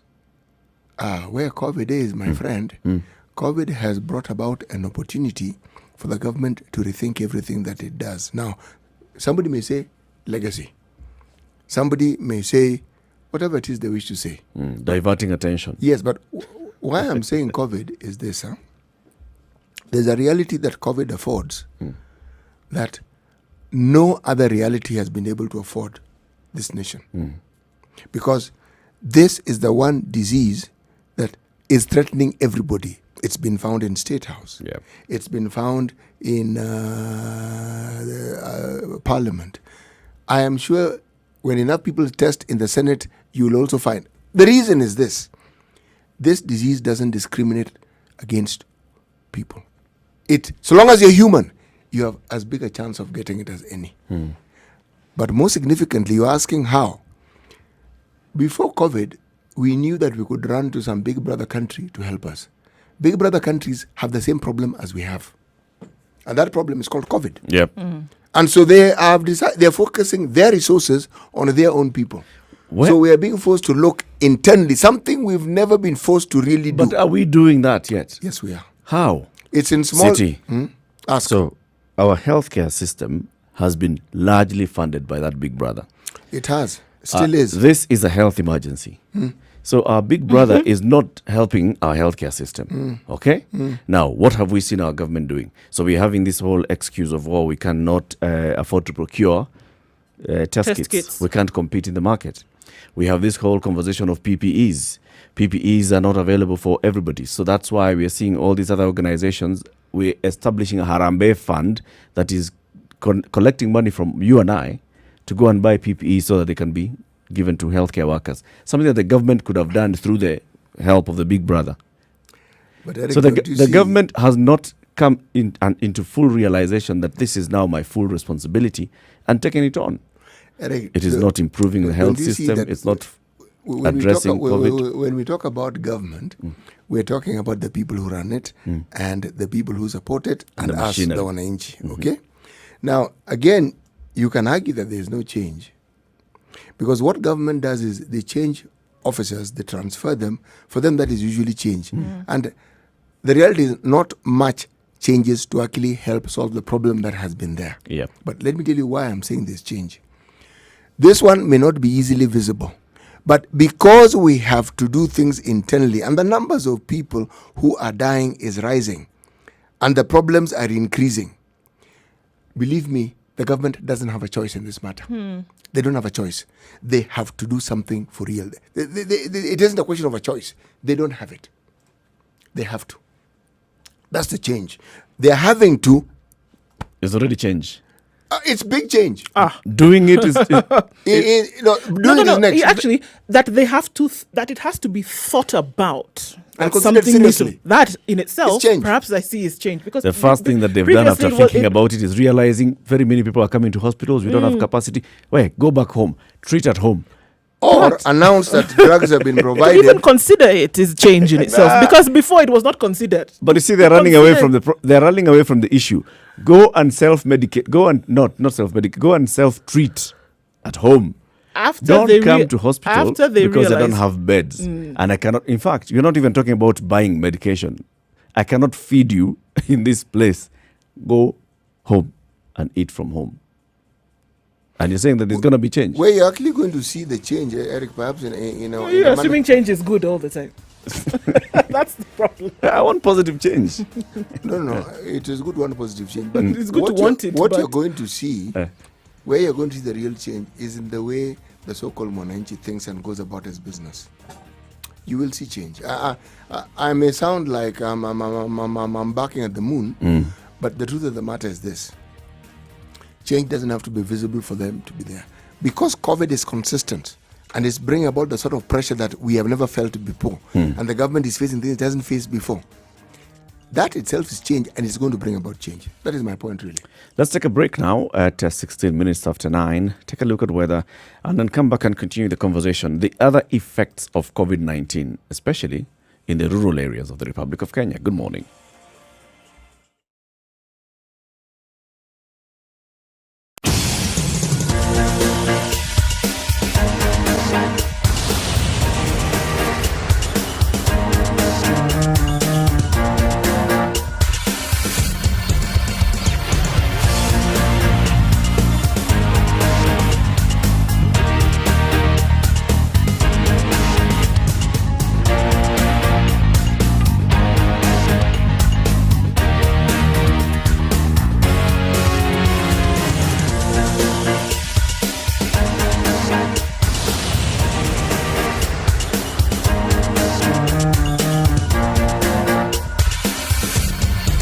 All right, still overcast in most parts of Nairobi this morning at 15 degrees. Cloudy conditions will continue throughout the day and chances of a shower. Highs of 22 and lows of 11. Nyeri will be cloudy through the day as well. Highs of 21 and lows of 12 with showers expected later. 22 degrees a high in Nakuru, mostly cloudy at the moment. We'll have rains later with lows of 12. In Eldoret, it's partly cloudy at 16 degrees. Thunderstorms forecasted for later with highs of 20 and lows of 12.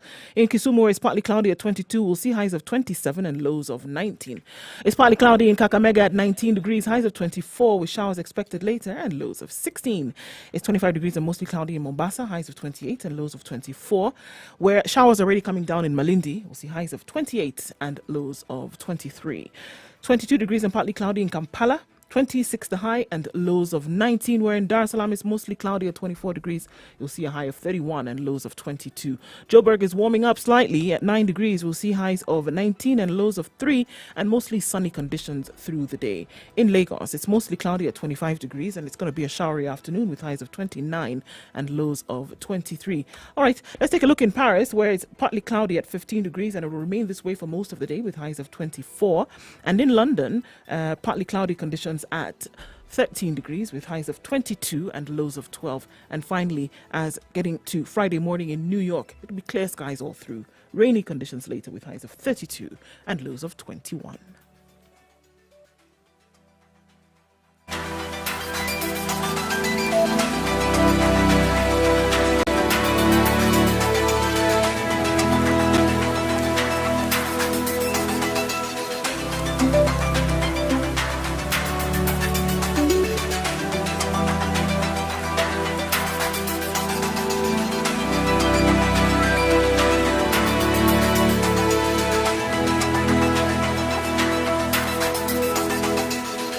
So we have talked about COVID, and we have to continue talking about COVID, the effects and the impact of COVID-19.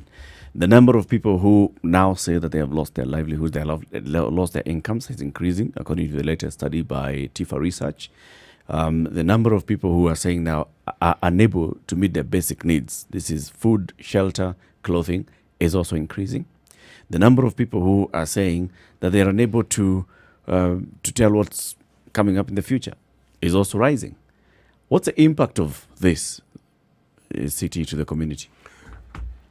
Ask yourself, if, for instance, we take the view that local communities depend on agriculture, not just for their own sustenance, but that is what they use to trade with, and that is how they earn their income. Then you ask yourself a simple question. To earn that income, it means that people have to have money to be able to actually pay you for whatever it is that you have. But the reality is, even if it is an industry that is based in a rural area, there is no outfit in this country that has not laid off people or reduced their income. Two, people who have some money many of them have changed their spending patterns because they are not sure of tomorrow, so they will keep what they have rather than spend it. So even the spending process is at a minimum. But of significance, very many families and folks in rural areas are supported by their kith and kin who live in the urban areas, who it is assumed have the bigger jobs and who earn bigger salaries. Now, many people who are in that particular bracket have either lost their jobs, have reduced salaries, or are facing very, very tough conditions. So it means that there will be a direct impact, very, very direct impact in the rural areas. One of the things that has also happened in many urban centers is that people have actually moved their families from the urban centers to the rural areas. So it means, one, they consider that moving some of the rural areas makes it easier and cheaper for you to be able to survive. But it also means that there will be also additional pressure on whatever it was that people depended on their livelihood. When you talk about the adverse effects of the flooding and the rains that we've had, it has not been in the urban centers, it has been in the rural areas. So again, the aftermath of that again affects the same people. So it's like you have a situation where the demands and the need for more money and assistance has come to the fore, and yet the very sources of this income and the resources has dwindled. So it becomes an extremely precarious situation, but of significance, because COVID has also brought about the issue of children staying at home. It isn't just in the urban centers. It's in the rural areas. In the urban centers, one has an idea of what children do in terms of having classes, online classes, and so forth and so forth. What has happened and what has been reported is the number of teenage pregnancies. And yes, there is the contribution of people who are older, but in many, many cases that one keeps hearing of, it is young people who have had unprotected sex with people their age. And it isn't a small number. Yeah. No. And it isn't going down. Why? These people are cooped up in the same place. There isn't much else for them to do because they're also restricted in movement by virtue of COVID. So, all I'm saying is that there is an upheaval of the social structure as we know it, not change, upheaval. And this is something that people are going to contend with post-COVID. Because an upheaval of a social structure has really serious consequences. And what we are seeing are the manifestations of some of these consequences. I think also that even before COVID, some of these things were already going on. I mean, if look at some of the results now, when we look at these high pregnancies that we talk about, people not being, it is indicative of the fact that these things were happening even before. So some of these structures were not pulled down, or some of these structures were not misplaced or displaced because of COVID. There were these things that were happening. If we're talking about people who are pregnant now, I mean, if you want to look at the effects of COVID, it was 3 months ago. Yep. But we have people who, for them, this is a normal for them. You expect that this thing is going to happen. That means that this social structure was pulled apart even before the entrance of COVID. So now I take issue when, if we want to look at the high pregnancies, for example, among young people in the country now, and people want to say, oh, it's because of COVID and because people have been cooped up. Absolutely not. This was happening before. It was a problem before. Now, it happens that people are addressing it now because there's much less for people to focus on. People may be addressing it now because people have little else to do. It could be coming out to the fore now. But it was a vice that people have been dealing with before, for years. Even before. Does it mean that some attention needs to be paid? Absolutely. Should we be having such high numbers of young girls pregnant, for example, who are not out of school? Are you saying that the numbers of pregnancies post-COVID and pre-COVID, that you don't see any significant change? No, I think they could be higher. However, the problem of having young girls impregnated did not start with COVID. No, it most certainly didn't start.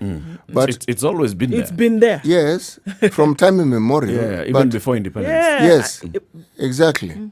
But what we are saying is, you have situations that previously may have existed, but COVID has exacerbated it. What do you think happens when people are cooped in one place? We talk about restrictions. Schools, for better or for worse, give you a very good opportunity to actually bring about restrictions. Yep. Because you have to wake up at a certain time, you have to be in school at a certain time. Schools are regimental by nature. By nature. And then you have to be home by a certain time. There's what you're expected to do, there's what you're not expected to do, and there are times, there are timelines. By this time you'll be here, by this time you'll be doing this, by the other time, so you don't have any free time. What now we're talking about is the free time. Because of that free time, then you're finding these young people who are in that age bracket where sex is something that is bubbling inside them, right? They're still trying to figure out who they are. They're coming to discover themselves. They're teenagers. They're at that age. Then they have an opportunity to come together without restrictions. They have a lot of opportunity. Without those restrictions of where are you at this time? You're supposed to be doing this and the other. When we get this caller from Mombasa, the lady from Mombasa who called the other day and said, look, this is what's happening. I'm sitting here and I'm watching young girls and boys. All they're doing is now hooking up and disappearing and coming back out. You know, the parental control we speak of is a myth because those parents are not going to be in those homes. Yeah. They're out either working or looking for whatever it is, but they're not sitting at home the whole day. They will not. This free time, this time that leaves young people unoccupied is the problem. And I'm saying COVID has made it possible. Has made it not just a possibility, but a continuous and a growing reality. True. Yes. I agree with you, and I see the point that you're raising this morning, City, when you say there's an upheaval of the social structure, especially in the rural areas. In everything, from that thing that you're talking about, the support system. Many in the rural areas depend on those in the urban areas to send support. M-Pesa was started on that platform, on the thing of people in the urban areas always try to find ways of sending money back home. And that's how M-Pesa actually came and thrived. Grew and grew and grew. Now, people in the urban areas don't have that money to even eat. What you send home, they don't have money for themselves. Yes. So that is already breaking down. So those who are depending on the people in the urban areas, and their relatives in the urban areas, are already suffering. And we're not talking about them. We talk about the vulnerable in the urban. Then there's, what was that money going to do? It was going to buy food, it was going to buy medicine, it was going to take care of school fees. So now there's no school fees, but it was going Probably to help pay for the farm worker. Yes, farm worker. All those things now cannot happen. So that means that even in the rural areas, what we expect that, people in the rural areas are able to eat, they're able to feed themselves, they're able to take care of themselves anyway, because life is cheaper in the rural areas. No. The reality is actually different when you start thinking about it. You know, there's the assumption that the rural area of necessity is a breadbasket. Yeah. It can be, but it has to be supported. And if the support structure is eroded, then it can't be the breadbasket that people assume that it should be. Remember the other day when we were talking to the gentleman who is the PS in the Ministry of Agriculture. Yep. There's something, there are many things he said which stuck to my mind, but this one, the percentage of people who have small holdings, what you call subsistence farmers, who actually contribute to food security. 85%. Yes. That is a massive percentage. Yep. Now, farming doesn't happen in urban areas. No. There's some sort of agricultural production, yes, but mostly with vegetables. There is some. But if you're talking about land that is predominantly used, because land in the rural is not used to put up buildings. It's for farming. It's for farming. Yes, exactly. Now, food production. It is for food production. For the longest time, the rural areas, when well supported, actually supported people in urban areas with food. Food could be sent to you. And once we had roads, and not even before we had a good road, but so long as there were buses that plied that particular part of the world, you could get food coming to you. Yeah. So it supplemented, should we say, your expenditure on food when you lived in town. Even that has been cut off. Yes. Or has been drastically reduced. You know, when you look at COVID, it is always fair to look at it and compare what is happening to your country with others. It's always fair. Why I'm saying it is fair, at some level it will be telling you the future, meaning this could also happen to you. Especially countries where COVID has, should we say, the emergence of it preempted our time. Okay? But also, you could look at countries where information coming from that particular part of the country is perhaps not as free, and look at what is happening. Not now. You see, some of these things, you may not look at it, it isn't the immediacy, but what will happen later.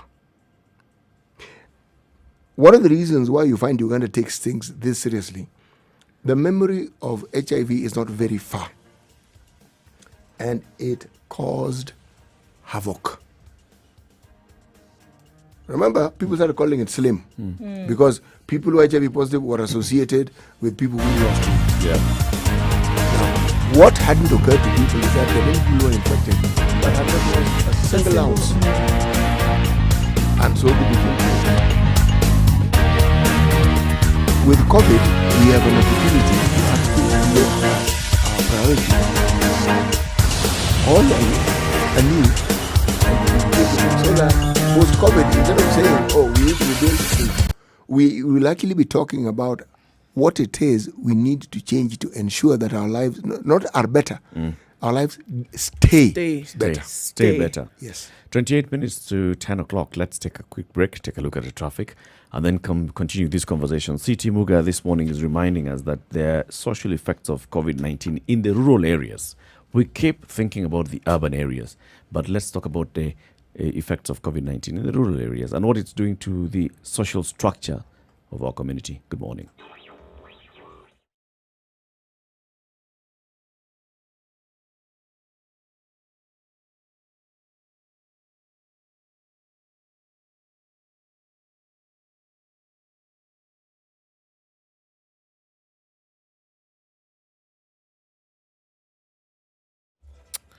All right, it's looking a little bit better wherever you want to look at it now, guys. People are complaining about, the state of roads, and that might be leading towards traffic jams, which we understand. But it looks better on Thika Road today. Outbound, some traffic. Outbound on Mombasa Road, also a little bit of traffic. But other than that, it looks like you've gotten through the worst of it today. So have a happy Friday, I guess is what we'll say. If you get stuck somewhere, don't hesitate to let us know and we can also help to spread the word. But for now, it looks like we're out of traffic hour and it didn't perform too badly for a Friday at the beginning of the month.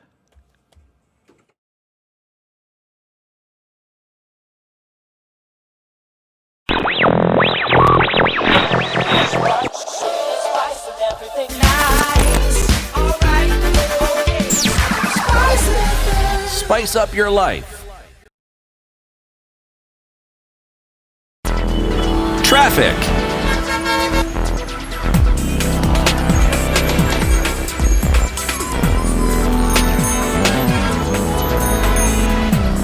Something is happening in our rural areas and we seem to be assuming that it's not happening, all right? And this is the effect of COVID-19. So yes, COVID-19 has not moved into the rural counties, especially those rural areas.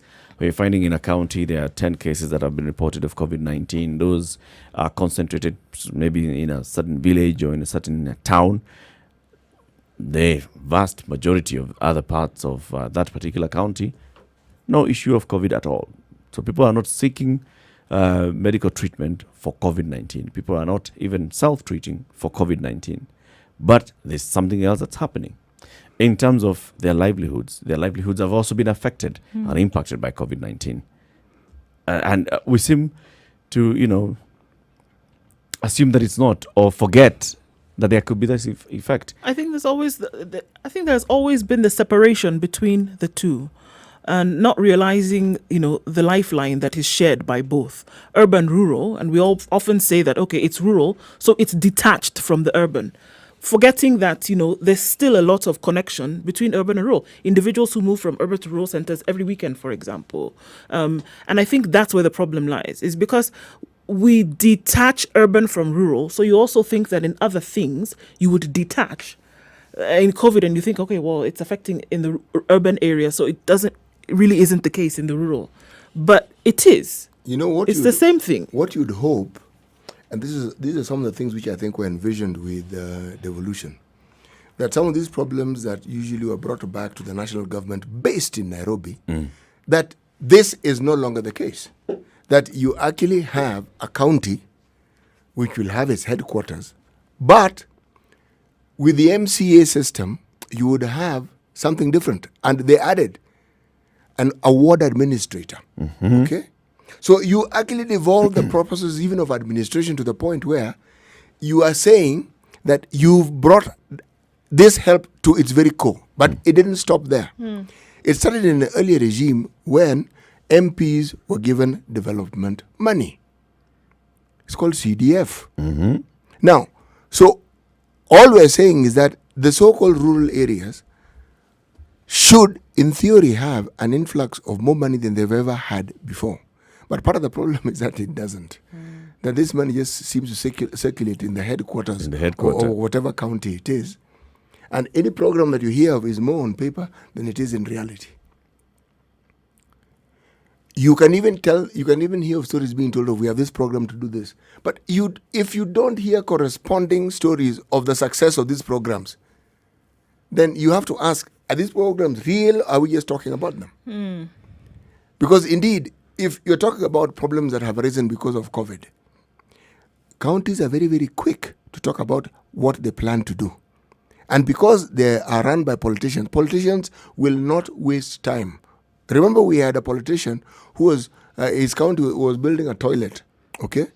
The best in East Africa. Yes. Yeah, we can't forget, man. And you had this Huge billboard. billboard that was even bigger than heralded the loo. Yes, but it also had the picture of the governor and the picture of God knows who else. The MCA. Now, that is now the county when they've done something. All these wonderful programs that are supposed to alleviate poverty and do this, where they have worked, don't you think they would have rushed with the media to tell them, this is what we started and this is what we're doing? Do you hear of them? In terms of like what, social protection, response to Whatever it is. Do you hear of counties that, if somebody That goes to that degree of advertising, that? Well, we have seen them distributing masks and sanitizers. And they've bought tanks. Which counties is that? What? Was it Bungoma? Was it? Water tank, one was 10K. They bought. Yes. They bought. Well, so I've seen them doing that. Now, in terms of coming to support the people in the social structure that you're saying, food and all, these tanks, who are there for? to the people. For the people to come and wash their hands. How are we fighting COVID-19? Hand washing. Number my one friend. thing is hygiene. Anyway, okay. They bought tanks. Yeah. Now, looking back, before COVID and the kind of programs that we've seen counties rolling out, there are very many counties that we've seen rolling out programs that want to deal with food production, just trying to secure and cushion the local economies. Food production or, building and expanding markets and doing roads that can now improve transportation of goods from where they are produced to the marketplace. So those measures had been there. But, it's one thing to do them and to assume that they are going to have a sustained impact on the economy. So, for instance, if you go to Murang'a, for example, Murang'a has all these programs of promoting milk production, promoting now avocado. Avocados will take a long time for them to mature and start being gainful. But yes, those programs are there. Programs where you've seen people being given chicken to go and, so you have some chicken that you're rearing at home. Programs for cows and such. Programs for seedlings being distributed. Those things are there. The impact of them, if you actually went and spoke to the people on the ground or conducted some surveys, you may find that there's a bit of an impact of this. Okay, so because leading to this, it's almost as if we're saying the rural part of Kenya had been forgotten when it comes to COVID. Yeah. And now you could then extrapolate and say, even in other things. So with devolution, have we seen that the rural part of this country has been incorporated in the running of national affairs? Has it happened to satisfactory levels? Or are we saying that it has happened well enough for impact to be realized and then moving forward? Nothing has happened to satisfactory level at rural or urban. That's why urban are hit immediately, and that's why rural are also getting hit because of the urban. So being devolution has not helped for rural inclusivity in national affairs. That's what we're saying. It has not helped.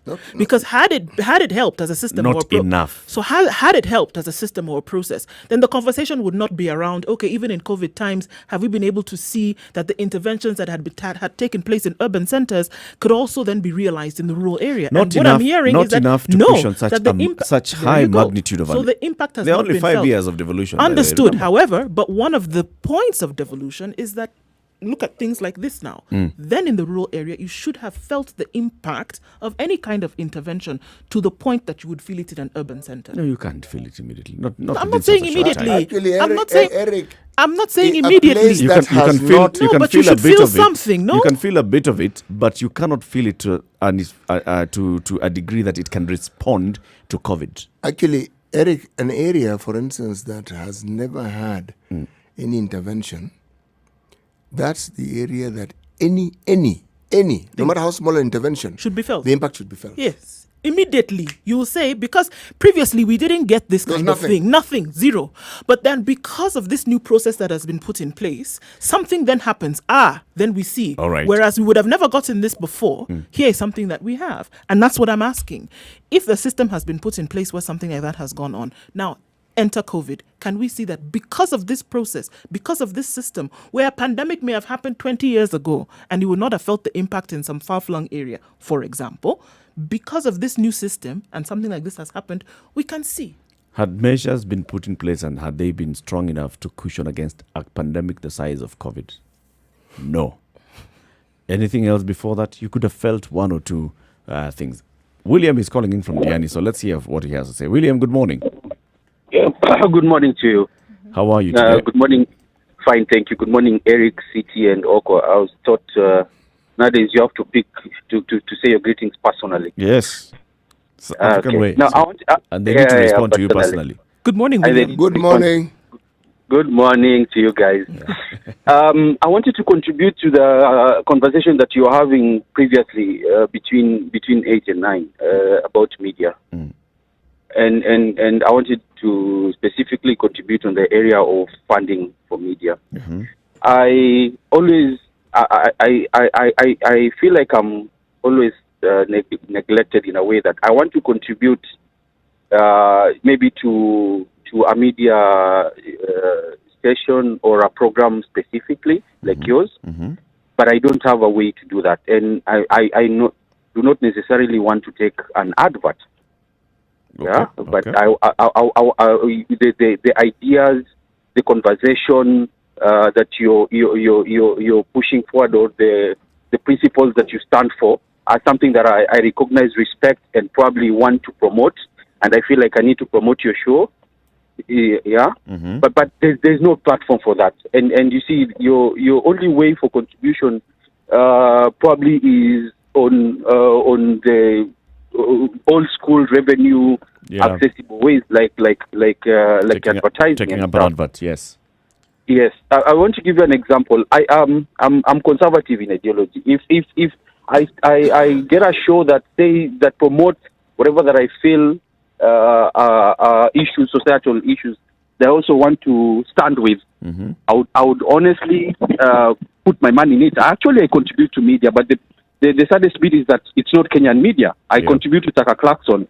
He has a show on Fox, an American station. But I feel like the ideas and whatever that he's pushing, I feel for it. And it might be small money. It might be $15 a month. Actually, I pay like around $17.9 a month. But I feel like I'm contributing to something, and I'm contributing to that conversation in my own way, and I feel my money is being utilized in a way that I want. Advertising could not have been the way that I wanted it, because I probably don't have anything to advertise on your platform. True. Yeah? True, So- William. so The challenge, therefore, is on the Kenyan media to come up with such platforms which allow for contributions of that nature. Same kind of thing that happens with The Guardian. Is it The Guardian that also asks you, okay, for you to continue consuming this kind of information, we ask you to. Yeah. It's not just like paying, it's like a contribution. It's like So we can continue doing support this. us. Yes. Yes, I think it was Kitoni who was saying, you know, you're forgetting that you're public in nature and you have an audience. Yep. And your audience needs to stand with. Actually, your audience wants to stand with you.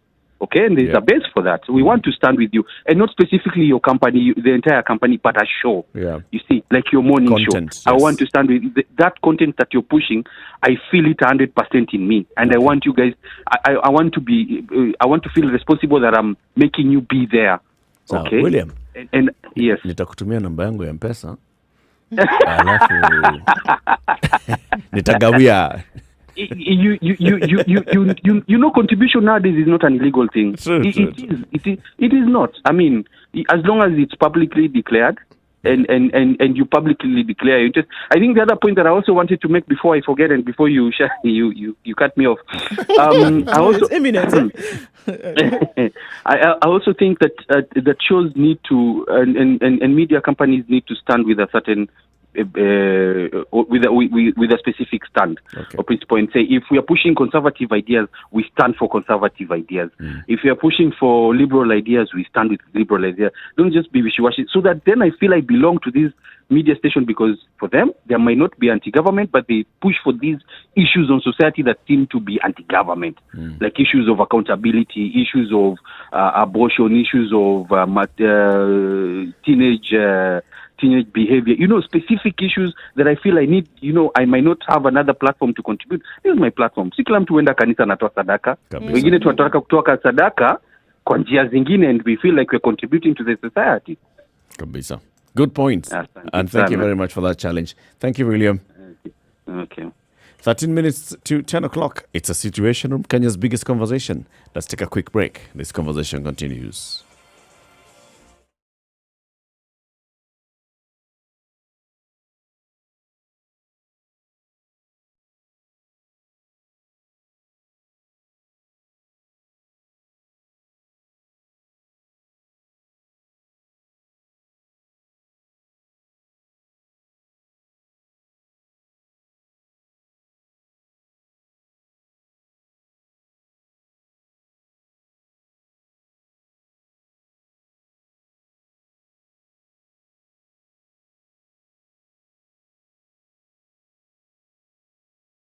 So before we picked William's call, we were discussing the impact of devolution in the society and whether it has been entrenched deep enough to be able to address such an economic hit as COVID-19 has brought.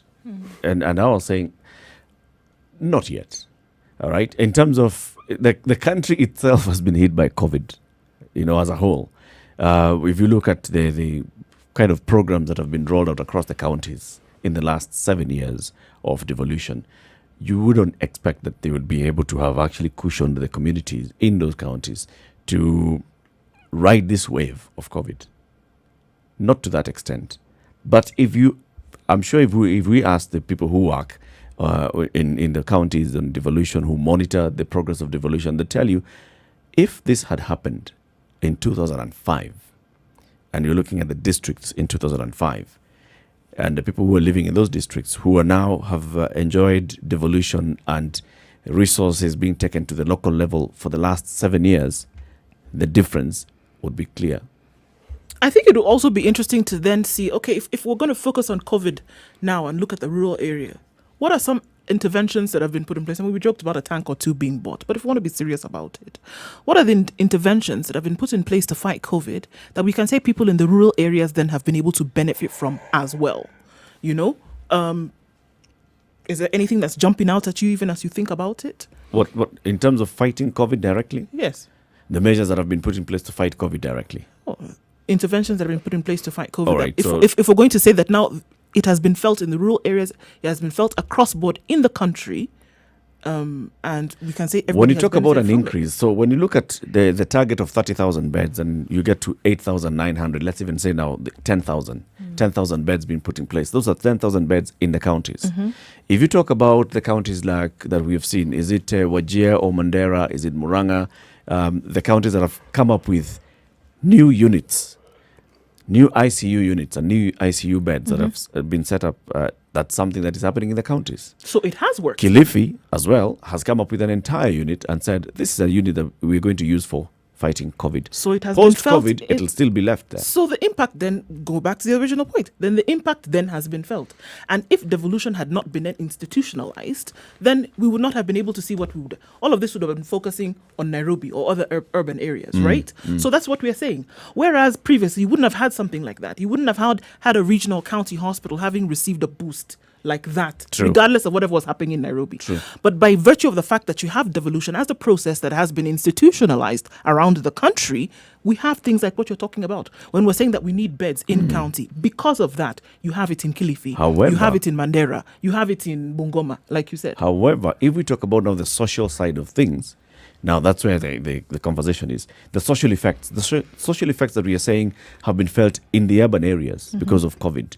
The same social effects are being felt in some parts of the rural areas because of COVID, because of that interdependency between urban and rural, because of that, the effect of not being able to transport food, not being able to get money from your urban areas.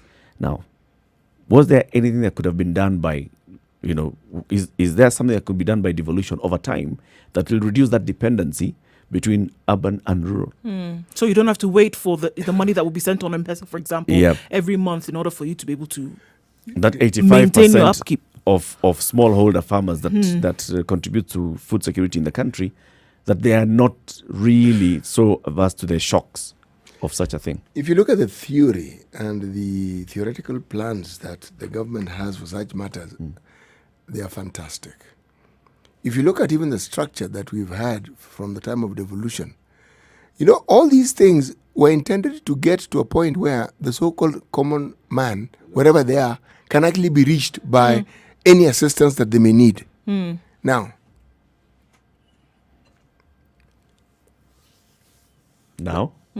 well, I'm pausing because I'm waiting for you to fill in the blanks for me. Now then, you see, when you talk about COVID, you cannot look at COVID and not look at other diseases that people have had to contend with and what has been done about them. You can't, because preparedness is not for one disease. Preparedness is for any disease that may come along. And preparedness also means that if there was a problem that was brought about by a certain disease, you have a history of how that particular problem was resolved and how that disease was extinguished. That's preparedness. So when COVID comes along, it isn't as though this disease may be new to you, but your mindset is that of trying to see, and you have a system within which. Now, the problem is, if you have a county system that is constantly, let me give you an example of Kisumu County, that is constantly dealing with industrial issues about workers. You tell me, in the unlikely scenario where the county actually had the means to provide whatever help that is required, is that help going to be provided? No. Then there's a second aspect, and this is a problem. It's not just in health.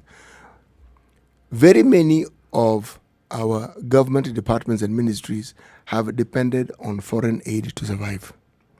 Or they've depended on NGOs to work in these so-called very remote areas that people don't particularly want to go to. You only need to go to, say, for instance, a county like Turkana, which is fairly far-flung, and you'll find, it is far-flung, you'll find the numbers of NGOs who actually work there.